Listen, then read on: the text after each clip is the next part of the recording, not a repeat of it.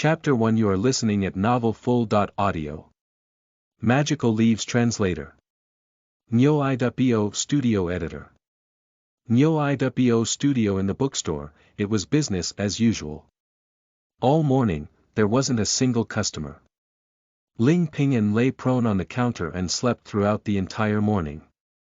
Only when he had finally woken up did he realize that it was 2 o'clock in the afternoon. Another boring day. He rubbed his temples, opened the drawer under the counter, and saw a delicate short knife that had been placed in it. There was also a bag of something next to the short knife. This doesn't look like tea. Ling Pinyin picked up the bag and examined it closely. The night before, he'd noticed the bag, but had only glanced at it fleetingly. Now he decided to look at it more carefully. It was in examining it that he discovered that what was inside the bag wasn't tea at all. It seemed like the leaves of some other kind of plant. Prompted by curiosity, Ling Pinyin pulled a leaf out of the bag, put it on his palm, and began inspecting it. Strange, the leaf in his hand had a very unique structure. On its surface, it appeared to be a leaf with jagged edges that had been dried or roasted. It was shriveled up, but at the same time felt very substantial. What's more, Ling Pinyin could even feel a mild warmth coming from within this shrunken leaf. He carefully unfolded the curled leaf with his fingers. An alluring aroma struck his nose immediately. Is this some kind of spice? Ling Pinyin put the leaf back into the bag. After all, it was somebody else's belongings. He didn't want to damage it. Otherwise, he might be asked to make compensation. The sun was going down. Night was approaching. Unlike in the daytime, the world at night was more perilous. After the Great Apocalypse, half of the Earth's population had become monsters or evil spirits. Hence, the world after sunset became a nightmare for mankind. At night, aside from a few safe zones, most all the other regions were dangerous red zones. At times, some of the areas would even turn dark red in color, implying extreme hazard, or black, signifying calamity. According to the standards issued by the United Nations Security Council, the safety levels around the world were divided into various zones. Very safe, dark green, safe, green, dangerous, light red, extremely dangerous, dark red, calamity, black, and the highest level of depravity, dark black. Donglin City was classified as a dangerous zone. With the exception of the safe zones, all the other regions were zones in which the entry of civilians was prohibited. During the nighttime, the danger levels in most areas would rise. Even the army and demon hunters wouldn't dare loiter around dangerous zones in the middle of the night. Because at night, both the power and the activity levels of monsters and evil spirits would be massively amplified. Also, low-level monsters and evil spirits, who dared not appear during the day because they had been suppressed by sunlight, would emerge in groups. Han Li, however, was sitting on the roof of a building in the eastern district that was clearly marked as extremely dangerous. Her slender, muscular legs were dangling off a rooftop balcony of a building more than 20 stories high. This place had once been a high-class residential district located in the heart of the city. Not far away were the ruins of Donglin University. During the Great Apocalypse, an intense battle had taken place in this area. An entire regiment of soldiers had perished in this place in order to cover the retreat of women, children, and students. One could still see the trenches and fortresses that had been temporarily erected by the courageous soldiers on that day. Tanks, which had long been covered in rust and dirt, were still pointed at the underground parking lots of the residential district. In the community gardens, bullet craters and scattered bullet shells could be seen everywhere. In the southern and northern areas of the residential district, all the buildings had been turned into fields of rubble. A lot of the damage had been caused by the napalm incendiary bomb that was dropped by a bomber that took off from Donglin Airport during the most hazardous part of the fighting. Night gradually descended. Among the rubble of the collapsed buildings, shadows could be seen crawling out. They looked like spiders, with 8 legs, and they crawled like lizards. Their bones and the skin that covered them were as hard as steel. Their speeds could exceed 200 miles per hour. Their fangs were extremely sharp. Their blood could corrode most armor. The United Nations Security Council had named them devil spiders. They were one of the kinds of Class B monsters most feared by humans. This was because they lived in groups. What's more, a group of devil spiders could often consist of hundreds of specimens. At the zenith of their population strength, mankind had recorded clusters that had tens of thousands of devil spiders. In this particular devil spider community, there had once been a few thousand individuals. And they had torn apart an entire regiment equipped with mechanized armor in this very place. But now their numbers in this community had been reduced to less than 100. One couldn't be glad about that. Because, if the number of a monster community were dwindling, it could only mean one thing. They were expanding to different areas. Hanli looked at the devil spiders that were getting near the building. The corners of her mouth raised into an arc that was pleasant to the eye. The crimson tome that she held in her hands was flipping around constantly. Raving whispers were echoing deeply by her ears. Superclass. Abyssus, class. Demonium, order. Arachnida, human-faced spiders. These were the real origins and the name of the devil spider. Their most vulnerable spot was the third cervical vertebra under the neck. Hanli leaped off the building. The black tight-fitting suit she wore served as a foil for her beautiful figure as she fell like a valkyrie. Spirit power bloomed from her hands, turning them into two sabers that looked like the tips of swords. Die. Hanli had already locked onto the neck of a human-faced spider in the air. As soon as she landed, she took advantage of the spring force generated by her landing, made a light hop, and landed on its back. Her left hand that looked like the tip of a blade accurately slashed into the cervical spine of the human-faced spider. KCHKKK. Like a toppled domino, before it could even shriek, the massive human-faced spider slumped to the ground like a component that had had its screws undone. Following a loud clatter, this monster that could destroy a grenade shattered into smithereens. Dark green blood and its internal organs that were exuding various kinds of disgusting smells flowed all over the ground, corroding the ground into a deep pit. Boring afternoon, boring game. 5 losses in a row. Ling Pinyin felt that he was a bit unsettled. In every game, there's either 5 ADCs, 5 spellcasters, or 5 junglers. The bronze division is really a living hell. Dropping the phone in his hand, he rubbed his temple that hurt a little bit. The repercussions from staying up all night yesterday hadn't yet subsided. So. Looks like there will be no update today. He turned on the television. On the screen was yet again the familiar 3 o'clock soap opera. Dramas within a family. Dispute between mother.in.law and daughter.in.law. Ling Pinyin was falling asleep watching it. Subconsciously, he picked up his teacup and began to make tea.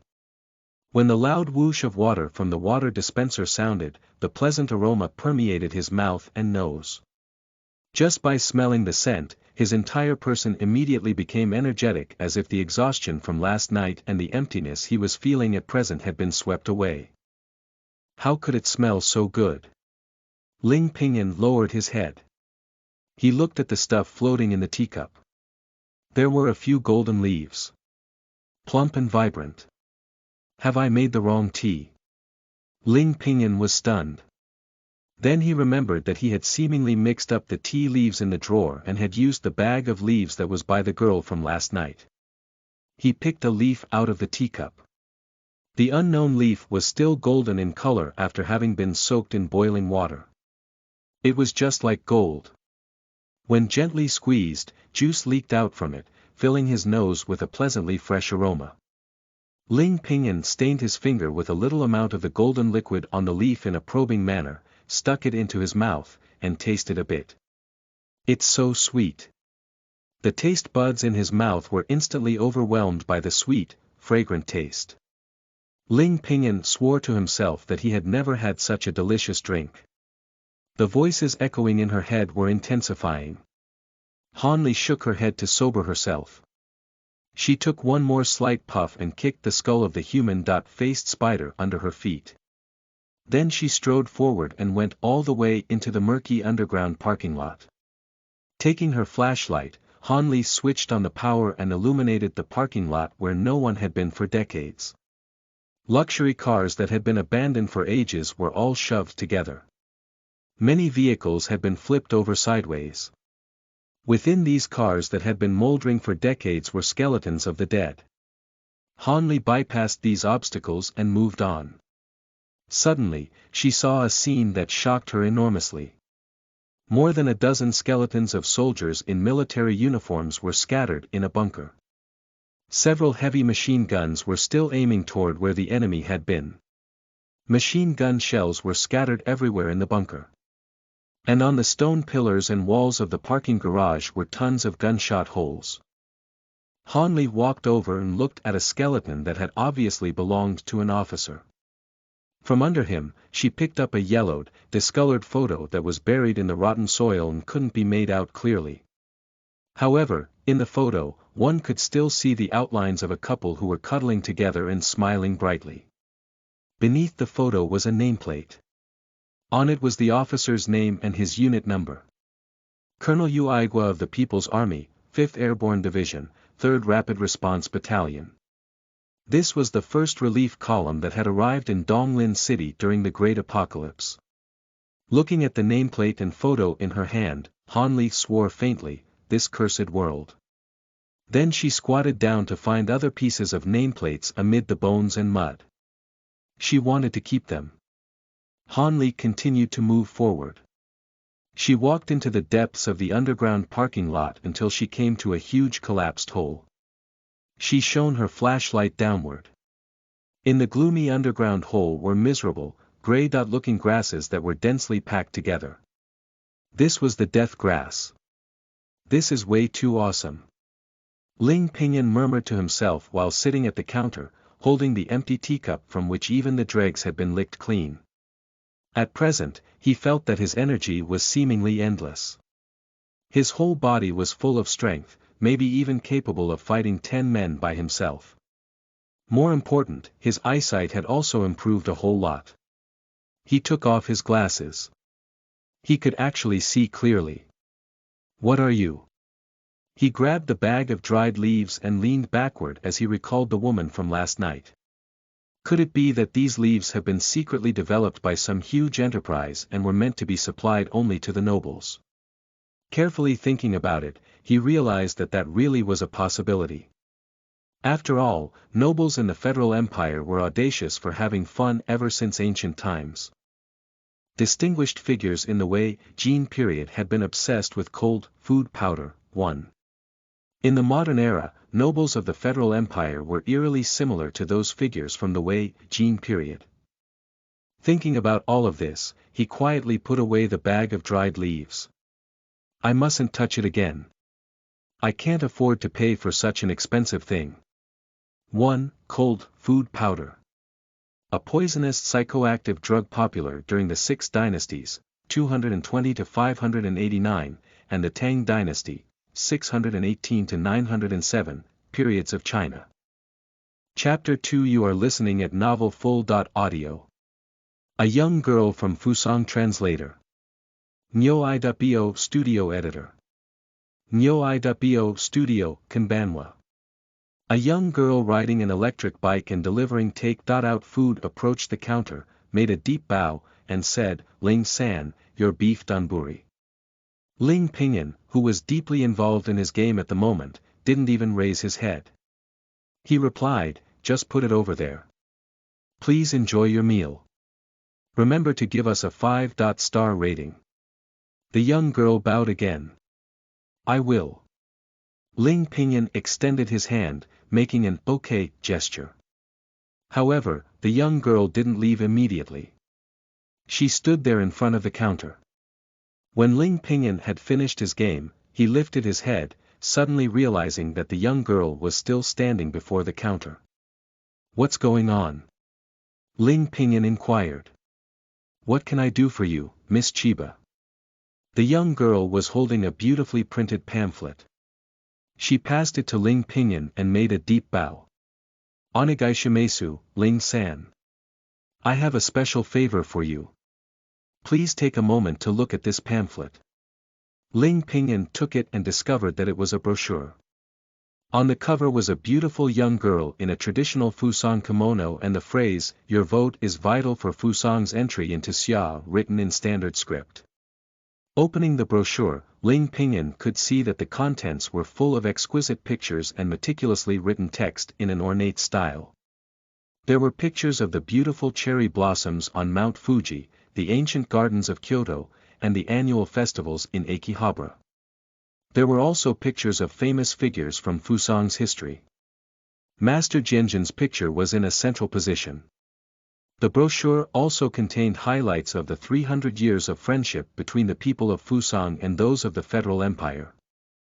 And, of course, there were various dishes of exquisite Fusang cuisine. At the end of the brochure was printed the most famous sentence in the history of Fusang. Although hills and rills set us apart, the moon and wind share our kind heart.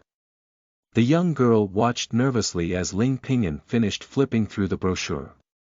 Then she once again bowed deeply and requested with a pitiful look, "Ling-san, in the September election this year, can you vote for the Datong Party, which supports Fusang's entry into Xia?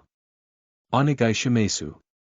Ling Pinyin stared at the pathetic dot-looking bell in front of him and thought about Fusang's cuisine and beautiful scenery. Then he nodded, "All right. You have my word. Thank you. Thank you." The young girl gratefully bowed again and again. However, in Ling Pingyin's heart, he was shaking his head. Even if the Datong Party were to triumph in this year's election and gain the authority to form a cabinet, the Fusang Kingdom's wish to join and become one of the Federal Empire's big family was not going to be that easy. The Silla Kingdom, which was right next door, had been working hard to join the Federal Empire for 100 years. However, every time they tried, they would be turned down when they were only an inch away from succeeding. In the end, they could only acquire observer status in the Federal Empire. Because these matters required a referendum of all the citizens across the Federal Empire. The approval of more than half of the citizens participating in the referendum was required to initiate the legal process of any body's entry into the Federal Empire. Natives of the Federation occupied 60% of the Federal Empire's population and had the absolute advantage in terms of numbers. And the natives had very little incentive to vote on such matters. It was considered impressive if 20% of the population was willing to partake in these polls. 2 years ago, the Silla Kingdom had deployed all of its celebrities in the field of entertainment with influence in the Federation, going all out in promoting their campaign. 50.5 enormous Silla Hua charity concerts were held consecutively in 17 cities within the federal territory. One after another, super celebrities bowed and pleaded while facing their tens of thousands of fans. TV stations and news portals broadcast documentaries and advertisements about Silla as well. In the end, the turnout rate didn't exceed 35%. Therefore, the referendum proposal was rejected by the Nanzhou Kingdom and the Beizhou Kingdom, which had more than a 70% and 80% turnout rate, respectively. This was the reason why Ling Pinyin felt that all these things were no more than show. The Fusang Kingdom and the Silla Kingdom had to do this every time they changed their cabinets as a sop to their people. Perhaps even people in Silla and Fusang weren't that enthusiastic about this matter. Only the expatriates living in the Federal Empire would feel so zealous about it. Now that he'd finally lifted his head, Ling Pinyin could see that this young girl was of Fusang ethnicity. She was standing still, not leaving and looking at him dazedly. What's wrong? He felt something peculiar was going on. Nothing, she bowed and said, "It's just that you're not wearing your glasses today, Ling-san." Ling Pinyin reached out to touch his face. He smiled, "You're right, I forgot my glasses today." He picked up his glasses from the counter and put them on. However, then Ling Pinyin realized that after he put on his glasses, he couldn't see things clearly. Strange indeed. Under the copper pot, the firewood was burning strongly. Gudu-gudu-gudu. The boiling sacred water began to evaporate. The ravings near her ears became more and more intense. As if she had been bewitched by something, Hanli was sitting with a blank expression. Inside the bag, the three harpies' hearts were still beating and struggling desperately. The death grass collected from the human-faced spider's nest was soaked in thick sulfur water. Hanli was holding a military dagger that she had picked up from an unknown place as she cut off the roots of these death grasses bit by bit. Sap as red as blood oozed out from them. Ahead, in a corner that was illuminated by the fire, several gargoyles that had had their wings and limbs cut off were struggling and wailing feebly. "It's almost time," Hanli said. She grabbed a heart, put it in a stone mortar, and sprinkled a handful of salt that had been diluted with sacred water. The heart began thumping violently amid the salt and sacred water. Ignoring all of this, Hanli walked toward the corner expressionlessly, grabbed a gargoyle with one hand, and dragged it to the stone mortar. Spirit power erupted in her hands, finishing off the gargoyle neatly. Amid the green fumes emitted by the gargoyle, she grabbed the ashes he'd left behind and threw them into the stone mortar. "For anything, fresh is the best," she exclaimed. She swung the dagger, forcefully plunging it into the heart in the stone mortar, stirring vigorously. At night, the business of the bookstore continued as usual. Nothing was transacted that was going to pay for today's water and electric bills yet again. Ling Pinyin sighed. If this continued, the bookstore would be going down. He was afraid that he would have to go back home and continue to work on his novels. Thinking of his novels, he seemed to have found some inspiration just now. He turned on the computer and started typing. As he finally finished a chapter, he uploaded it. After half an hour, Ling Pinyin opened the author's page to read the comments on this chapter. There were 3 comments. The first comment said, "First." The second comment said, "Second." The third comment finally said something relevant. "You haven't dumped the book yet, Mr. Author. I've read novels for many years and have seen my fair share of terrible ones, but this is the first time I'm seeing a terrible one that isn't updated constantly." Ling Pinyin was so pissed off that he wanted to crawl along the network cable to that user and beat him up. After some thought, Ling Pinyin felt that he'd be better off letting it go. Writing novels was his interest. But gaming was his true hobby. Hence, he decided to play a few more games. Through the twists and turns of fate, he opened the page to his own novel. Then his eyes lit up. Someone had awarded him 100 coins. Has someone finally recognized me at last? Ling Pinyin was overjoyed. Having looked at the user's ID, Ling Pinyin decisively navigated back to the author's page, got to the third comment about the chapter, and started without hesitation. If readers were God, those who awarded him would be the creator. Gotta present him with some offerings. In the copper pot, the boiling sacred water was rumbling. The harpy heart and gargoyle ashes that had been sprinkled inside were struggling. A shadow, seemingly belonging to a vengeful spirit, was wailing inside the boiling sacred water. Han Li's eyes were fixed on the copper pot. Beside her ears, the ravings were getting more and more intense. The death grass in her hands had already been cleaned. The rhizome had been removed and the stems cut off. Now, only one last procedure remained. Waiting for the sacred water to thicken. At the corner, the few gargoyles who never knew fear shuddered in terror. For the first time, these monsters who have never been scared of humans felt the emotion of fear. It was as if the one before them wasn't a human girl 17 years of age, but a demon lord who ruled over everything in the abysmal maw. At last, the sacred water within the copper pot evaporated, leaving behind a last glob of foam. Han Li decisively threw in the death grass she was holding in her hand. As soon as the death grass went into the copper pot, billowing green smoke arose. Miserable shrieks from within the copper pot struck her ears. However, Han Li laughed. This young 17-year-old girl looked very beautiful when she smiled. She leaned down, revealing her swan-like long neck. In the copper pot, the remaining fumes dissipated. A pill, pure white in color, was swirling within. This was the spirit-oust elixir. Hanli grabbed the pill from the scalding copper pot unhesitatingly and swallowed it as soon as she raised her head. The pill entered her stomach. Her body abruptly began heating up.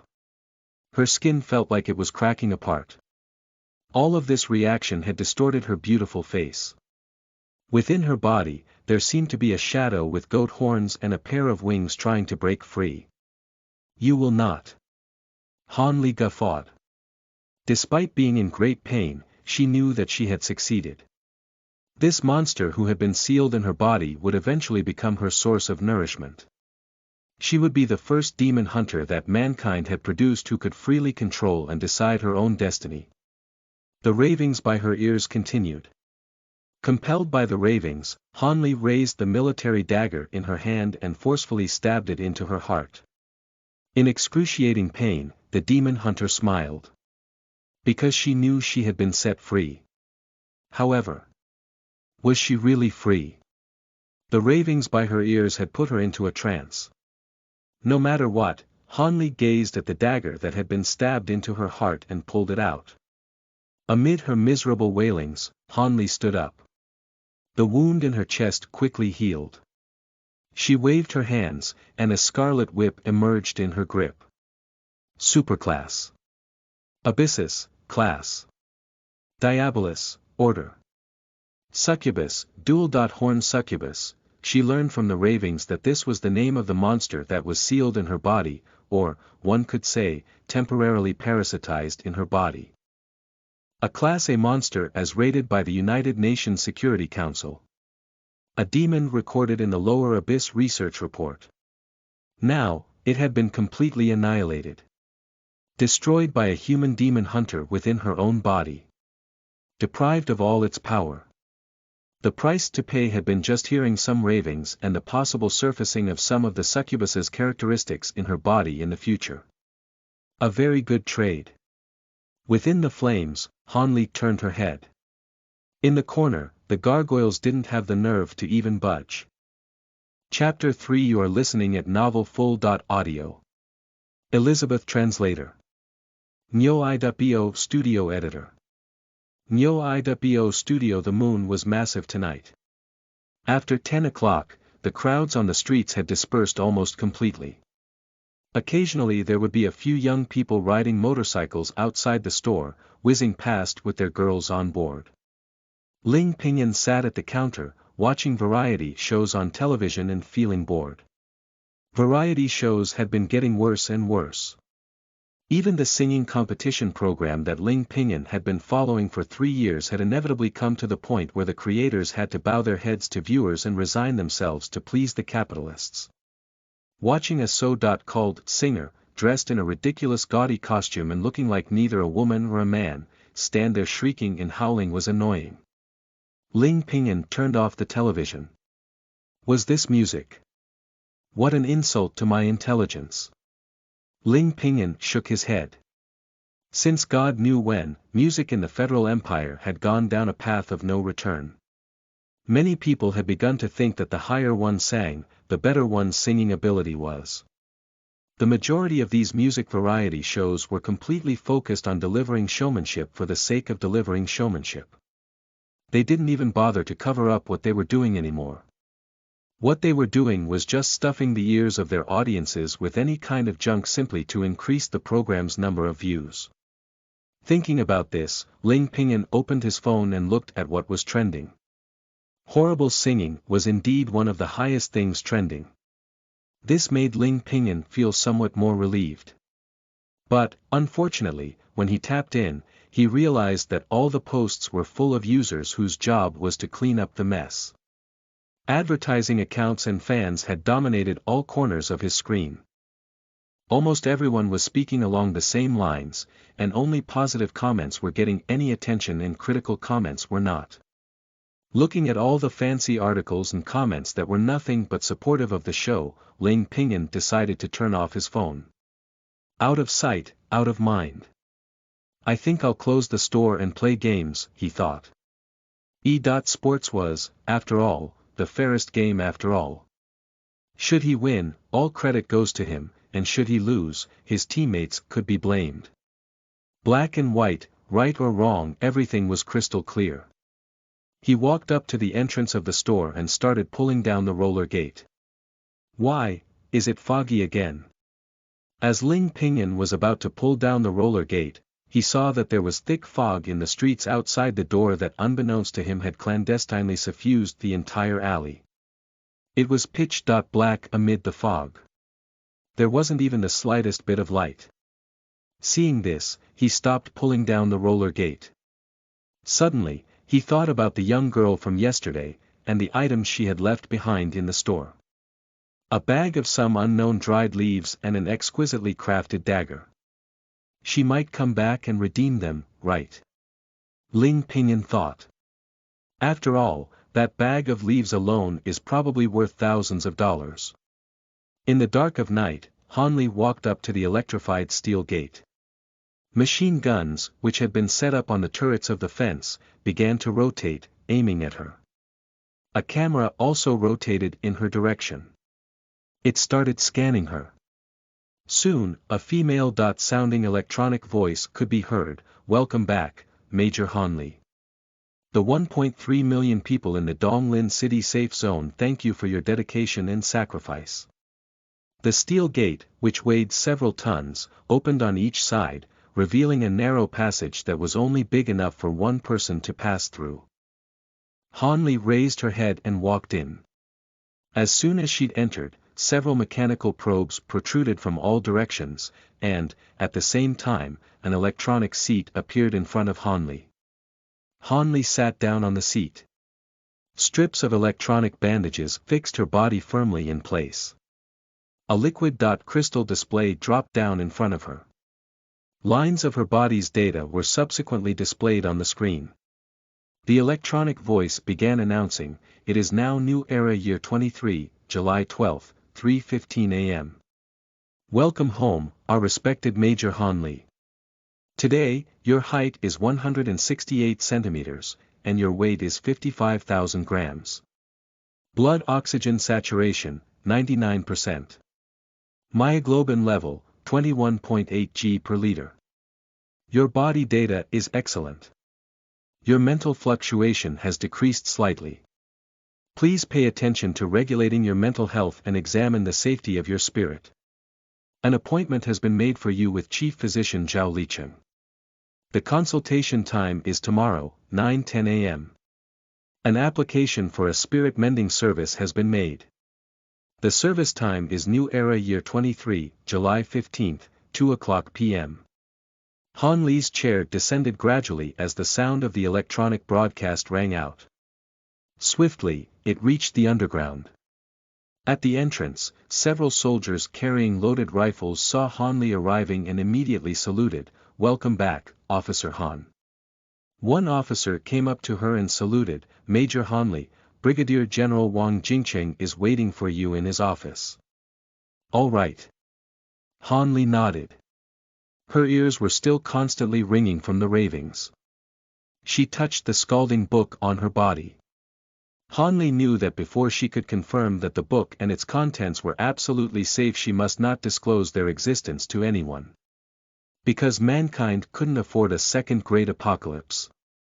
Han Li thought of her teacher, who was also her adoptive father, Yan Cheng.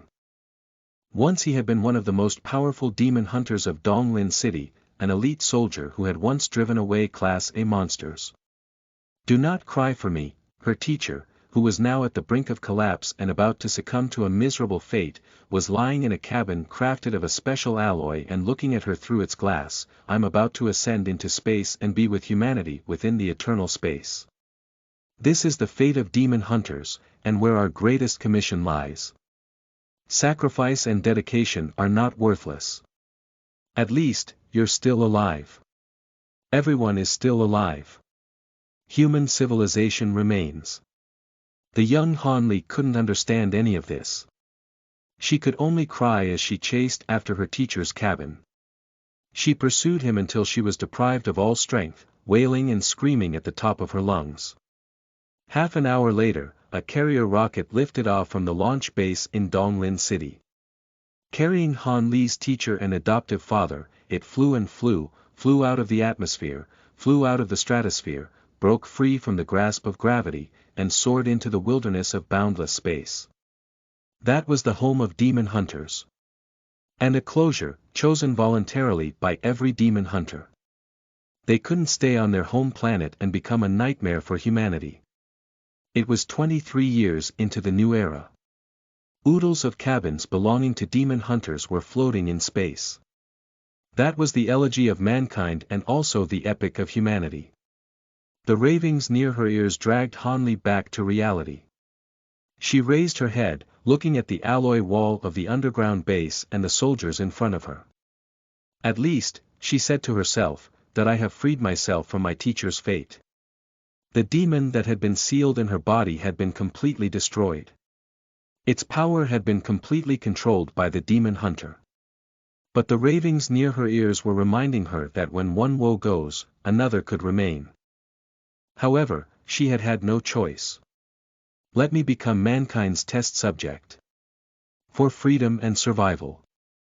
This was the great commission of demon hunters, the true essence of sacrifice and dedication. The clock ticked toward 12 midnight. Ling Pingyan was a little annoyed, having lost several games. He raised his head and looked at the clock.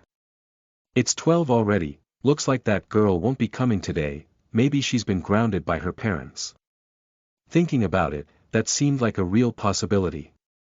The wealthy and nobles of the Federal Empire placed great importance on that kind of stuff. Although public opinion had been lashing out at them, they just couldn't change.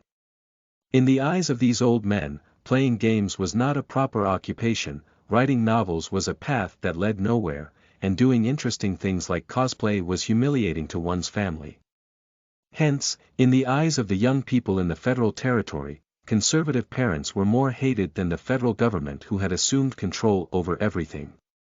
They really wished that they could have a referendum and vote those people away. Through the twists and turns of fate, Ling Pingyan thought about the cup of tea he'd made with those leaves that afternoon. It's so strange. I haven't needed my glasses until now. He scratched his head and took out the bag of leaves from the drawer. The shriveled leaves were packed inside a plastic bag. As he looked at them, they didn't seem out of the ordinary. But once dipped in boiling water, his entire being became full of energy. In the afternoon, he'd won 13 games in a row and was the MVP for all the matches. Since there are so many leaves, let me make another cup, Ling Pingyan thought to himself. In the worst scenario, I'll just compensate her with some money when she comes back. So thinking, he poured a few leaves out of the bag. Then, while holding a teacup, he walked to the water dispenser and turned on the hot water. In an instant, the delightful aroma once again permeated his nose. This smells so good. Ling Pingyan held the teacup, took a sip, and his whole being immediately became energetic. It was as if his mind became active and all his fatigue had been swept away. Looks like I'm bound to dominate tonight, he said with confidence. The sky was dark red in color. It seemed like a huge mass of gore that pressed heavily onto the roof of the world. The sun that had once brought light and heat to the world was now like a lump of cold flame that was gradually extinguishing. Its light could no longer warm up the world. Humans could only linger on in the last days of their existence. Wind howled across the ruins. Collapsed buildings were piled everywhere, forming hills of debris composed of gravel, brick, glass, and steel. Everywhere lying exposed were rusty steel bars and corroded cars of which only the frames remained. Elizabeth walked among these ruins. Her electronic sensors were constantly transmitting all kinds of data to her core. Whether it was the vibrations from the ground, the pheromones in the air, or everything she could see with her eyes. Via the 341 nano electronic sensors installed in her body that were tightly integrated with her nerve cells, all were converted into data and continuously transmitted to the quantum core in her brain. There, all the data was restored into real images and then transmitted back to her brain. It was like having had a filter installed, or adding an extra layer of firewall. This was the only way that mankind could still survive in this miserable world. Since the Void Storm, 100 years have passed. The once glorious human civilization was now like an expiring candle swaying in the wind, which might be extinguished at any moment. Survivors had to abandon their fragile bodies and embrace machinery. Symbiosis with machinery had become the last hope for mankind. Even so, it was inevitable that the global population would still continue to decline. Today, the massive North American continent only had 3 million people left, all of whom were trapped despairingly within a doomsday fortress as they struggled, gasping for air. At this moment, Elizabeth, constantly monitoring the quantum core installed in the frontal lobe of her brain, was keeping an eye on the data and information that came from the core. Elizabeth abruptly halted her steps as her whole body became vigilant. Buried within her flesh, nanomachines began to activate one after another, covering all of her body. 2 laser swords extended from her arms. The sensors all over her body tapped into an activated state. The sensors responsible for spirit power detection lit up all in red. Detected fluctuation of demonic energy. Repeat. Detected fluctuation of demonic energy. She hopped up abruptly. The miniature missile launchers mounted on both her shoulders immediately launched 2 miniature missiles that had already been armed. This missile was only 10 centimeters long. But the warhead it carried was incredibly powerful. Boom. Boom. One after another, the missiles hit a hill of ruins to the left of Elizabeth, the source of the detected demonic energy. Waste slag and steel bars were flying all over the sky. The explosion also brought out what was hiding within the hill of ruins. An entity with a spider-like body, as big as a bison, with countless tentacles, grasping the ground firmly. Its scarlet eyes lit up cruelly as it looked at Elizabeth, who was suspended in air, her whole body enshrouded in armor. Cursed creatures. Seeing this thing, Elizabeth didn't feel much emotion in her heart, but she was still shocked nonetheless. A descendant of Demon Moon. Descendants of Demon Moon were among the most dangerous descendants of Diablo in the North American continent. They were the children of the dark side of the moon, the Diablo entrenched on the lunar surface. They were also one of the greatest enemies of mankind. These D***MN things would kidnap human females and use them as tools to increase their offspring. Reproductive isolation was like a joke to them. Therefore, the moment she saw the monster, Elizabeth immediately wanted to start the miniature fusion reactor installed in her body and escape. But as the order had just been issued, the fusion reactor had just begun to operate. A strange scene appeared before Elizabeth's eyes. A thick fog, an unknown fog of great density, abruptly shrouded the ruins where the descendant of Demon Moon was located and the nearby area for a few hundred meters. This fog was so powerful that Elizabeth could only see the descendant of Demon Moon struggling to flee for an instant before the thick fog plunged everything into utter silence. Something extremely terrifying seemed to be descending. It killed the descendant of Demon Moon amid the thick fog. What's more, from the beginning to the end, all that the descendant of Demon Moon could do was to struggle for a brief while.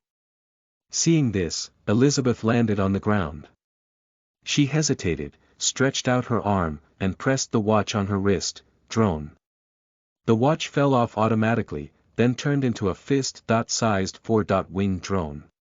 Under Elizabeth's gaze, it flew into the thick fog that had appeared inexplicably to investigate it.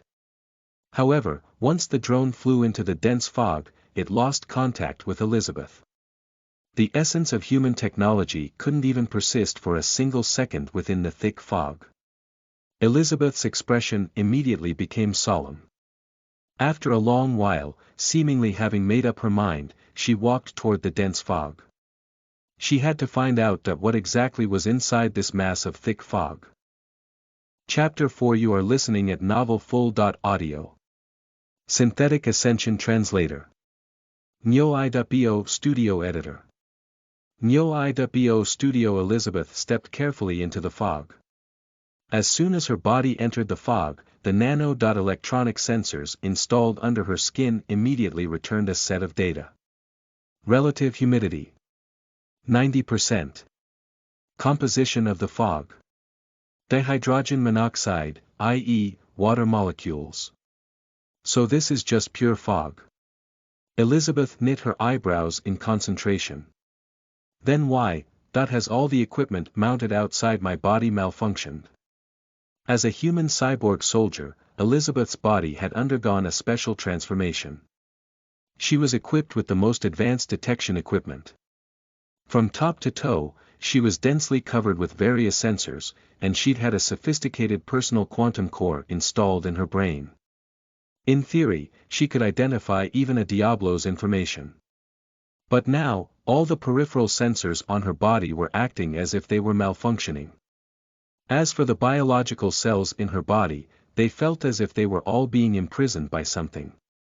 At the very instant she entered the fog, the laser knives that extended from her arms were automatically retracted.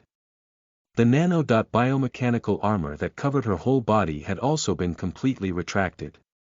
She had once again been switched from combat mode to standby mode. It seemed as if only the quantum core embedded under her cerebral cortex and a few other non-combat-related organs were still operating. Elizabeth's eyes could see that at the limits of the dense fog there seemed to be a light source similar to a lamp, which was pulsating between light and dark. After contemplating it for a moment, she followed the light, moving forward. A few steps in, her foot came into contact with something. Elizabeth bent down and picked up the object. It was the drone she had deployed just now. However, the four-winged drone had reverted back into a watch. Tick-tock, tick-tock, the hands of the watch shifted slowly. Putting it back on her wrist, Elizabeth proceeded forward. Suddenly, she felt her feet stepping on something soft. Bending down again, Elizabeth looked at the object with the help of the watch's light. It was a mass of flesh and blood that was rapidly corroding and evaporating like melting snow. From its remaining outline, she could vaguely perceive the original appearance of this lump of bloody flesh. It was a descendant of the demon moon that looked like a bison. This formidable descendant of the demon moon was being decomposed by an inexplicable power amid this dense fog. Within a few seconds, it had melted and evaporated, leaving behind not even its fur and bones. Only a slick goose-egg-sized crystal was left on the ground. Elizabeth picked it up and carefully took it into her arms. This was precisely the treasure that mankind had been diligently and tirelessly looking for. The Quartz of Diablo.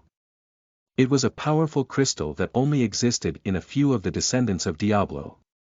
It was also the source of energy for the control center of humanity's doomsday fortress.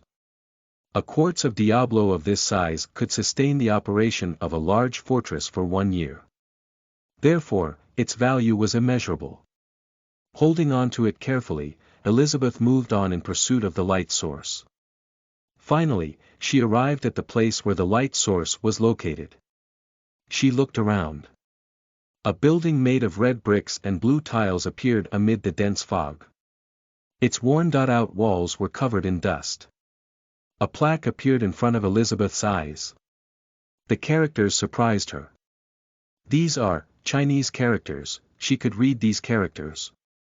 Her quantum core encompassed the templates of most of the world's mainstream texts and languages. These templates were necessary to ease communication with any possible survivors she encountered outside the fortress. Unfortunately, there hadn't been any opportunity to use it. Chiyuan, bookstore. Elizabeth looked at the dusty plaque. She looked gloomy, but continued resolutely to step forward, gently opening the door that seemed to be made of glass. As expected, after drinking the water that had been soaked in those leaves, Ling Pingyuan dominated the game. In 3 consecutive games, he triumphed regardless of the various circumstances. No matter how slovenly his teammates had been or how strong his opponents had been, Ling Pingyuan could turn the foul and rotten into the rare and ethereal, crippling all his opponents in a straightforward manner. He was able to carry his 4 burdensome teammates with ease. This had encouraged Ling Pinyin to make another cup of tea from these leaves. Holding the tea in his hand as he drank it, he unhurriedly settled down in the chair at the counter. At this moment, he heard the sound of the store's door being pushed open. He lifted his head above the counter and looked to see who was entering the store. He saw a foreign woman with blonde hair and blue eyes pushing the door open and coming in. She looked about 23 or 24 years old. She probably wasn't much older than Ling Pinyin. Ling Pinyin noticed that she was clad in clothes that seemed as if they were worn by characters in science fiction movies. She looked really futuristic. A science fiction fan. Ling Pinyin thought. Hence, he asked with a smile, "Miss, do you want to buy a book?" Elizabeth pushed open the glass door and walked in. As soon as she entered the door, she swallowed hard. Before her eyes, there was a space that wasn't very big. Some weirdo was sitting behind a counter that was seemingly made of wood. He was scrawny, without much muscle, and his entire face was seemingly shrouded in mist, making it difficult for others to see him clearly. Seeing her entering, the weirdo stood up. Within his murky eye sockets of the head in the mist, a little bit of starlight was quietly flickering. In a way it seemed as if he had been expecting her. He asked Elizabeth, "Miss, do you want to buy a book?" This sentence fell on Elizabeth's ears. The quantum core in her brain abruptly began operating in overload. Because a plethora of facts and examples were showing up. Any human being who was in contact with Diablos or similar beings would be distorted by the ripples generated by their language, consciousness, or even the mere contact they had had with them. Hence, time after time, mankind had paid a hefty price, and humans had had to opt for symbiosis with machinery. They had had to implant biochemical machinery into their bodies. They had had to embed a quantum core into their brains and undergo the mind mechanization procedure.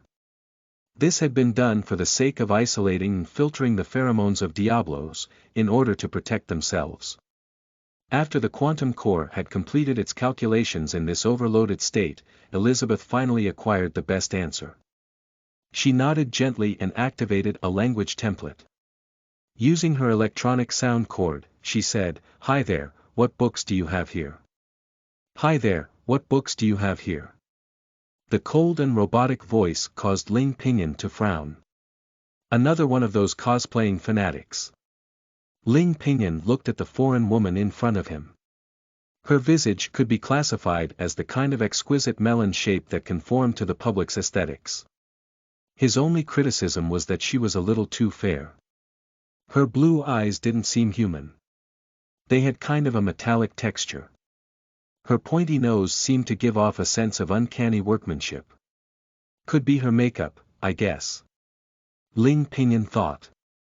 In addition, her physique was also almost too tall. She was almost the same height as Ling Pinyin, about 5'8" by a conservative estimate.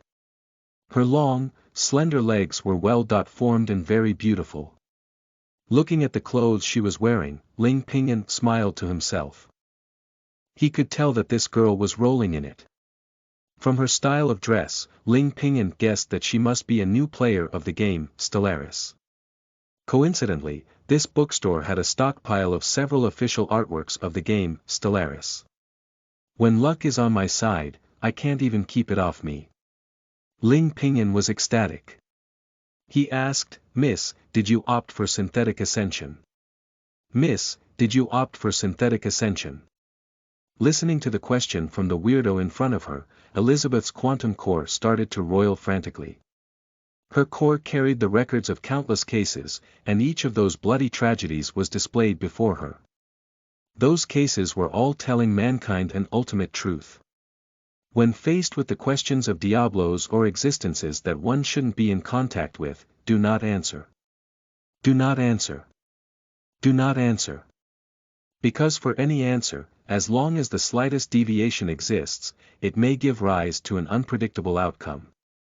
However, she couldn't just remain silent.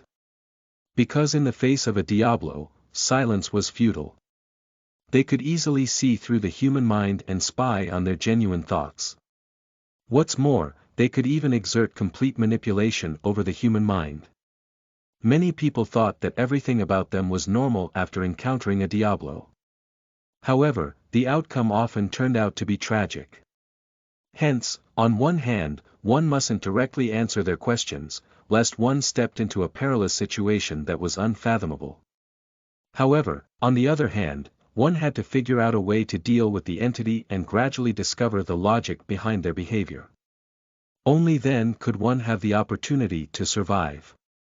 Synthetic Ascension. Carefully following the plan devised by the quantum core, Elizabeth turned on her electronic vocal cords and posed a question.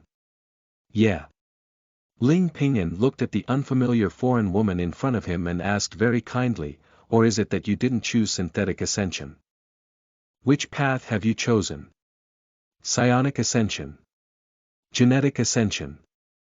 Toward these childish cosplayers who were overly obsessed, Ling Pinyin didn't discriminate, not in the slightest. Because inside this bookstore, all customers were his god. Especially during these times when doing business was getting harder and harder. If he wasn't able to think of a way to sell off some books, he was afraid that it would be difficult for him to even swindle his subsidy for the following month. The Federal Empire was no fool. Was it even possible that they would keep on subsidizing a bookstore that was constantly losing money and had zero income? Or is it that you didn't choose synthetic ascension? Which path have you chosen? Psionic ascension. Genetic ascension. Elizabeth's shock intensified. Synthetic ascension, psionic ascension, genetic ascension. 3 terms that she had never heard of. Her quantum core continued to overheat. Finally, after careful deductions and calculations, the core gave her an option. Looking at the option, Elizabeth fell silent. So, she was thinking. The core has chosen to sacrifice me or make me a test subject. The quantum core had been installed in her brain. Upon her death, the core would automatically self-destruct. Subsequently, the key information stored in her core would reappear in the control center of the Doomsday Fortress through quantum entanglement. At present, most of the knowledge the human race had about Diablos or similar existences had been acquired through this method. After hesitating for only 3 seconds, Elizabeth chose to follow the core's advice. Because both she and humanity have no other choice. Can you tell me about synthetic ascension, psionic ascension, and genetic ascension? A vibrato occurred in her electronic vocal cords for the very first time. A customer's request was, of course, Ling Pinyin's grand commission. For Ling Pinyin, who had vowed to become the future book giant of the Federal Empire, this was also a way for him to familiarize himself and understand the details of all the books in his store. Therefore, he had read most of the books in this bookstore. So, of course, Ling Pinyin answered with a smile, certainly. Synthetic ascension is about embracing machinery and forsaking the fragile biological body in the move toward a dazzling world, forged of steel. Flesh is weak, but steel is eternal. With absolute reasoning, absolute materialism, and absolute rationality, you will march toward a bright future and embark on the journey to the sea of stars. Flesh is weak, but steel is eternal. Her quantum core went into extreme overload. Its computing speed soared to the highest level ever. Elizabeth marveled at the future described in these words that seemed like a divine truth. With absolute reasoning, absolute materialism, and absolute rationality, march toward a bright future, embark on the journey to the sea of stars, she contemplated what the weirdo had said, isn't this the hope of mankind and the blueprint for the future?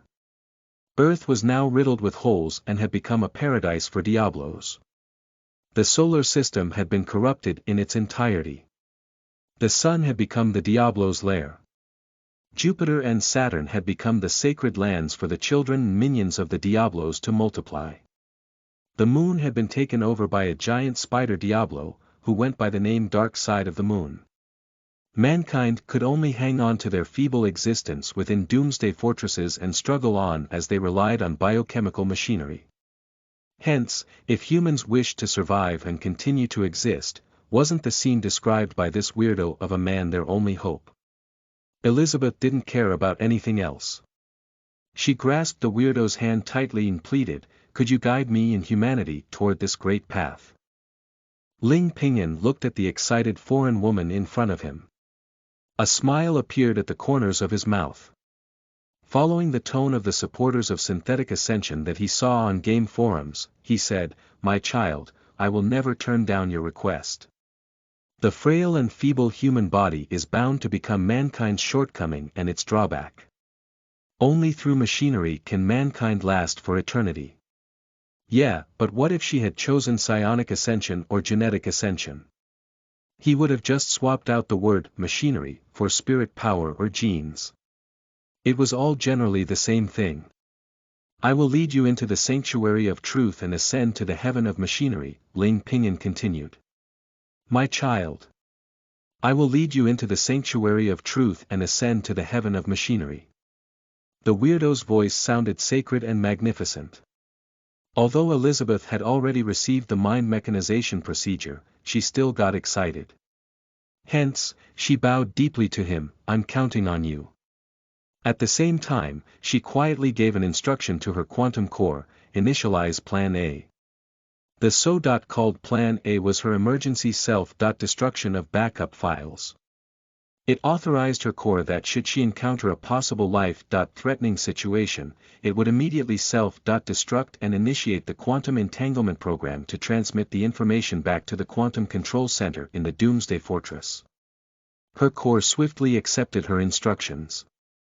Hence, Elizabeth had no more fear left in her. She raised her head and looked at the weirdo in front of her. Step after step, she walked toward the dark, distorted, and unfathomable abyss-like space. That space was profound and murky like a black hole. At the edge of the space, an asphalt-like liquid was creeping slowly. In the boundless abyss, there seemed to be a pair of malignant eyes, opening and shutting again and again. This place was like the void where the Diablos were born, full of mystery, the unknown, distortion, and madness. Ling Pingyan walked to the back of the bookstore, found the science fiction section, and looked at the books one by one. At last, he found the book he was looking for. A bright smile appeared on his face. "Finally, there's hope for me to sell this book." He took down the book. It was a heavy, voluminous book. The book's name was Stellaris. Settings for Synth Ascension. It was the official art book of the most popular science fiction game at present, Stellaris, available on the market. Inside the book were many exquisite illustrations of the game. More important, there was the official and authoritative interpretation and introduction to synthetic ascension. It was a must-read for beginners who had chosen the path of synthetic ascension. Judging by her looks, this foreign woman must be a newbie who had gotten caught up by the game immediately after she'd played it.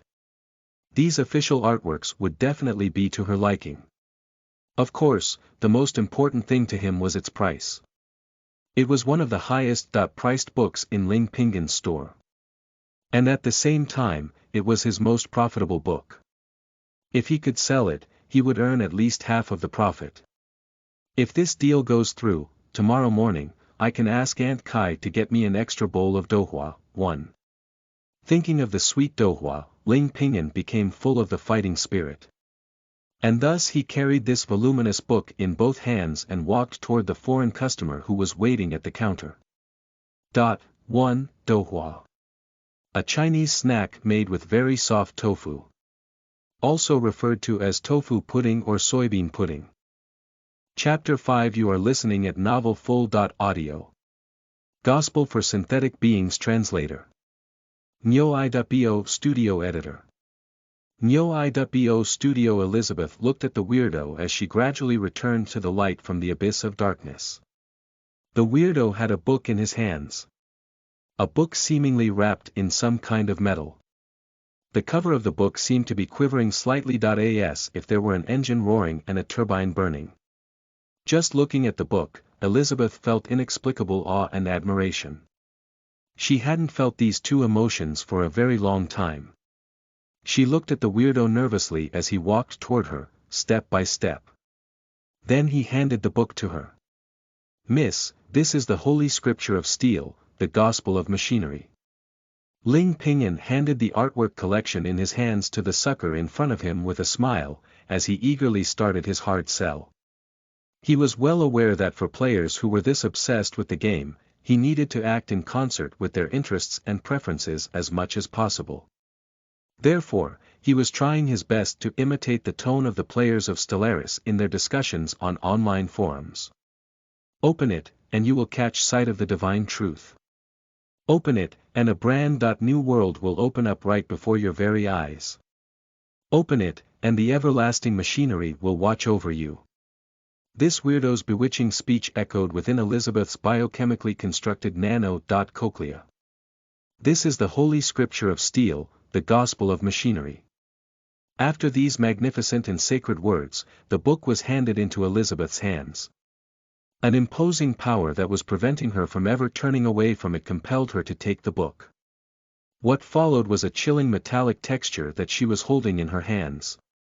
On her very first touch, Elizabeth felt as if she had been submerged into a world of steel.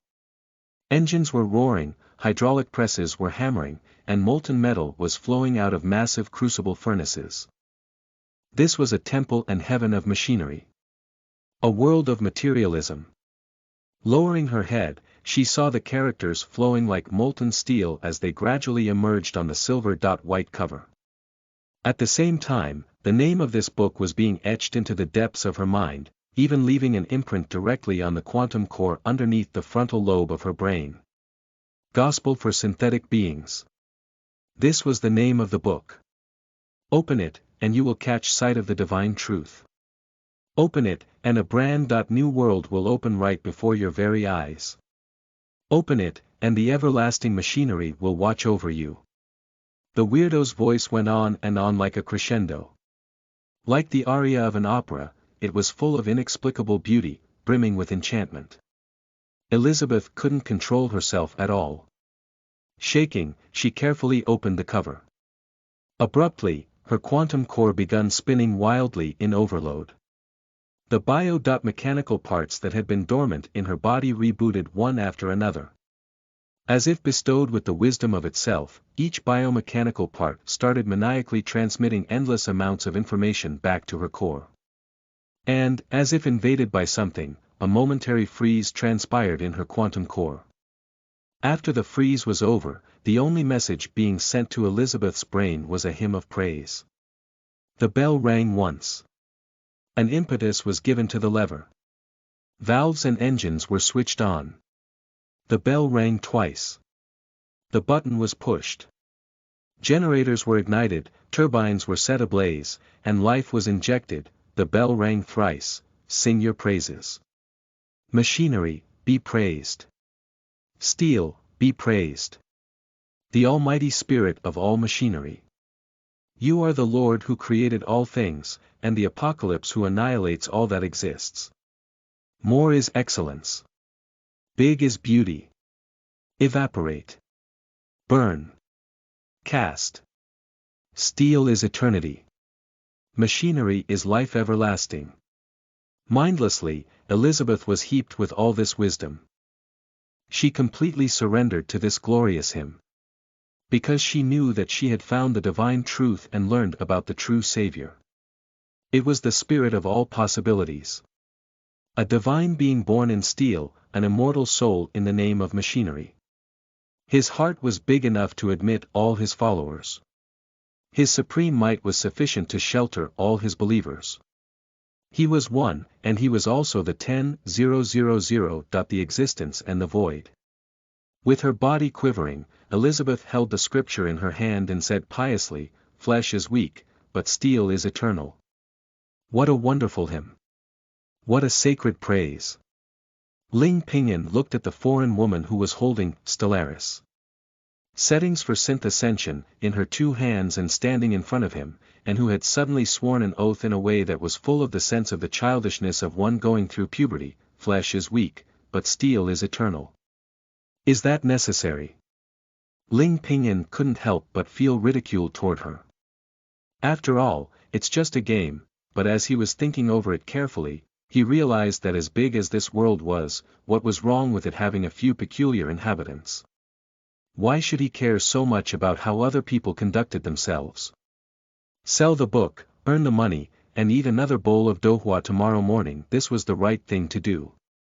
Ling Pingyan approached the woman and continued with his phony dialogue. The way of steel is materialistic, because machinery is the divine truth.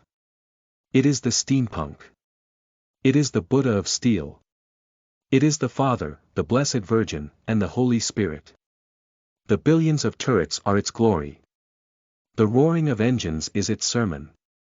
We should walk on its path, just like the machinery traveling on the ground, the roaring of engines, and the casting of steel. Wow! You don't say. This trick was a really useful one. The foreign woman started to tremble just listening to him. She seemed to have plunged deep into her cosplay. Ling Pingyan felt a deep sense of satisfaction just looking at her. Customers were his god, and also he might need this foreign woman to visit his store more often in the future. Especially for the purpose of bringing more customers in to spend money. Ling Pingyan said softly, the gospel of machinery is not free. Just like the roar of an engine, the activation of a turbine requires fuel. So, child, are you willing to pay the price to get the enlightenment of this gospel and the blessing of steel? Ling Pingyan guided her methodically. From his point of view, selling this book for only was absolutely a giveaway. The way of steel is materialistic because machinery is the divine truth. The weirdo's voice was majestic yet strange. It echoed in Elizabeth's electronic cochlea as it was transformed into a stream of information, broadcast from her quantum core, and heard directly by her brain. It is the steampunk. It is the Buddha of steel. It is the Father, the Blessed Virgin, and the Holy Spirit. The billions of turrets are its glory. The roaring of engines is its sermon. We should walk on its path, just like machinery traveling on the ground, the roaring of engines, and the casting of steel.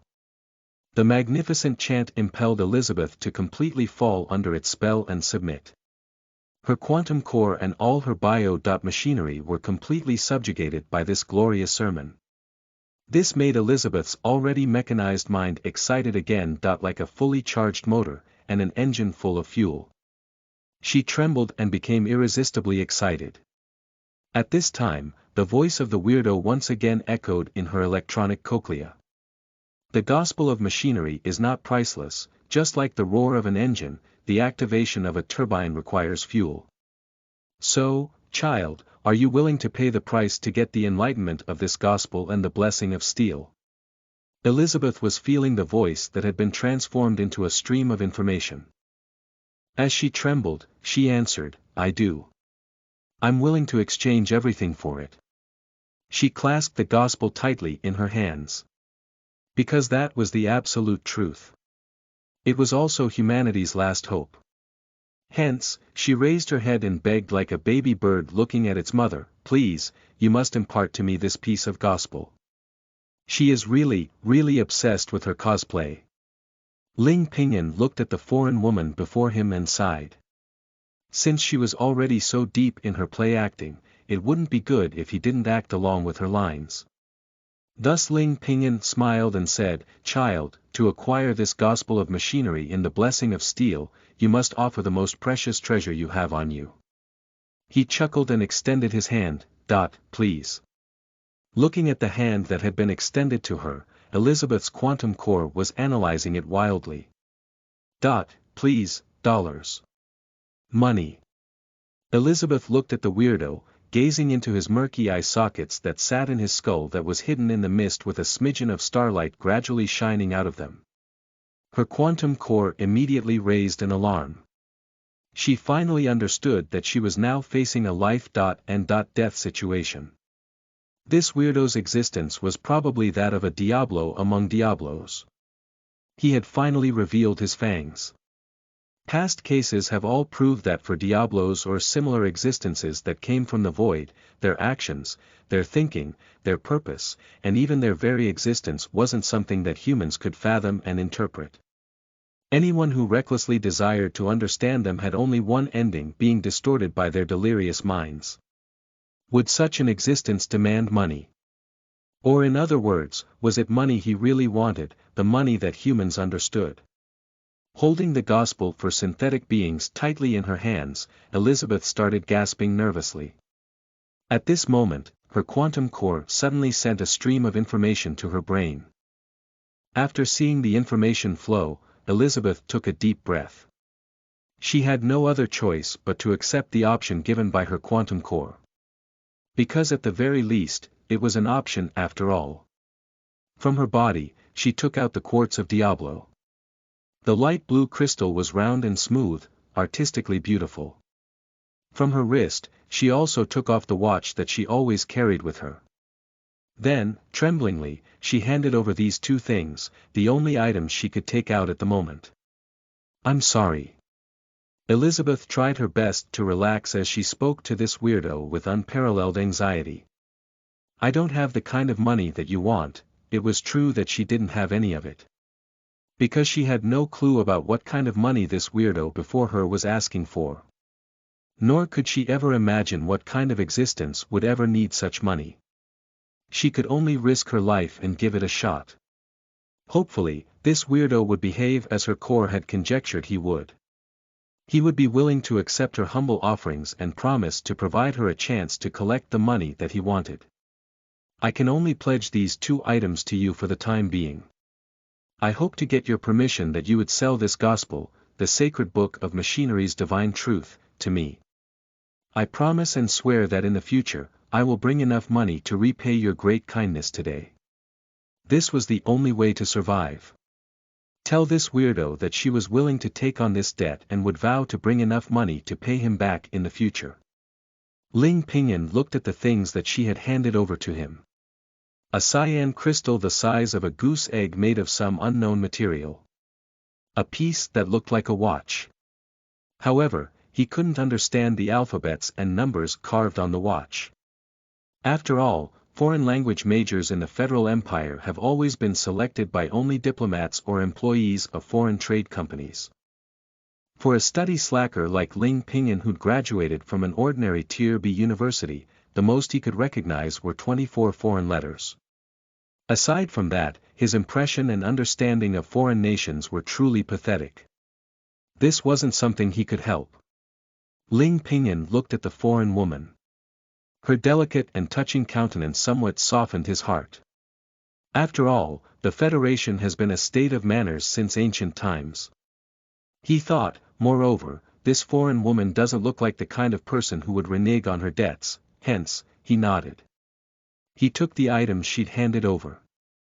Subsequently, he grabbed a notebook from the counter.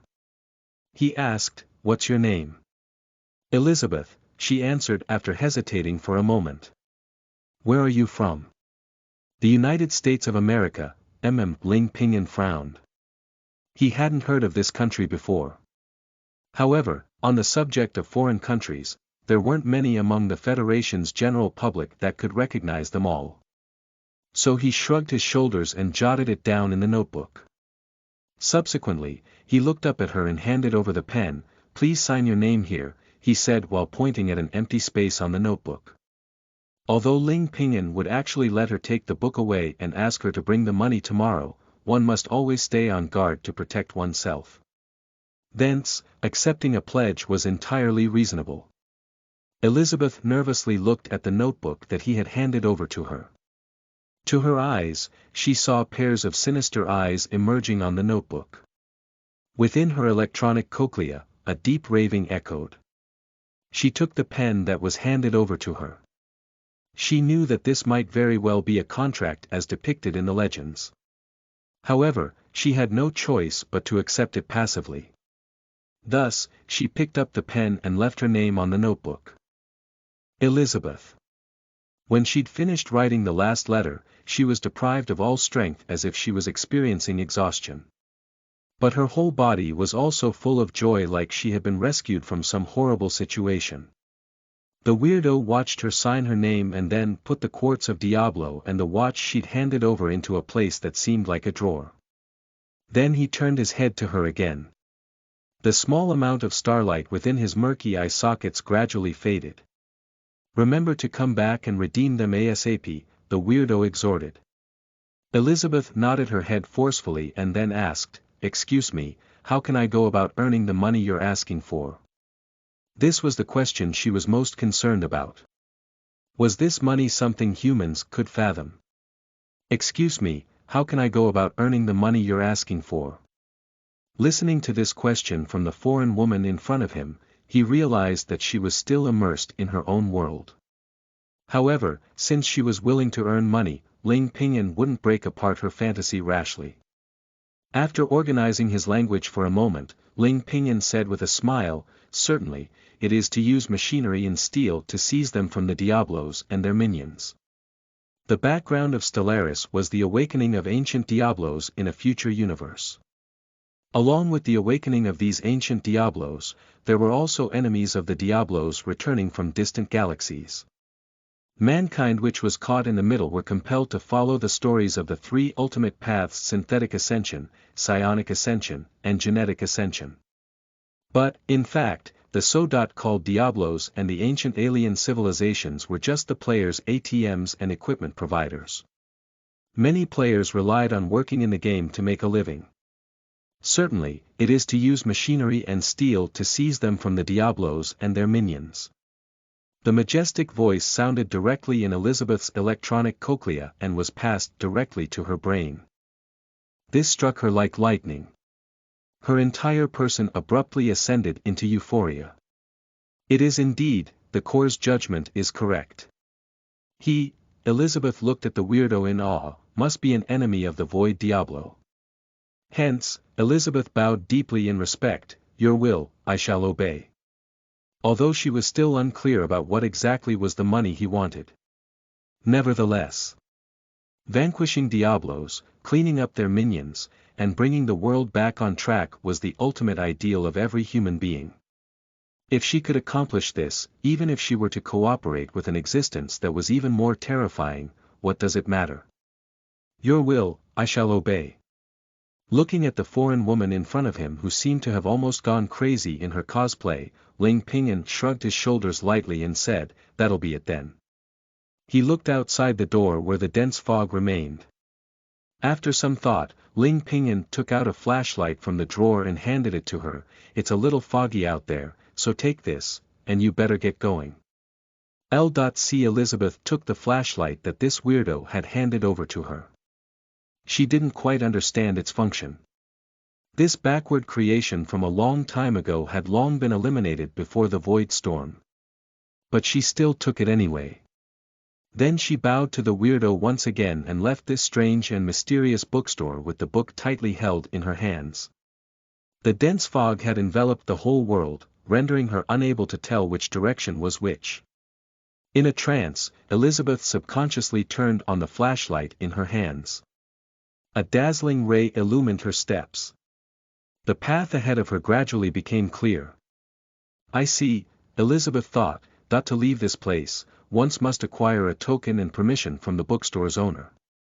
This flashlight is evidence by itself, perhaps." She looked at the flashlight in her hands.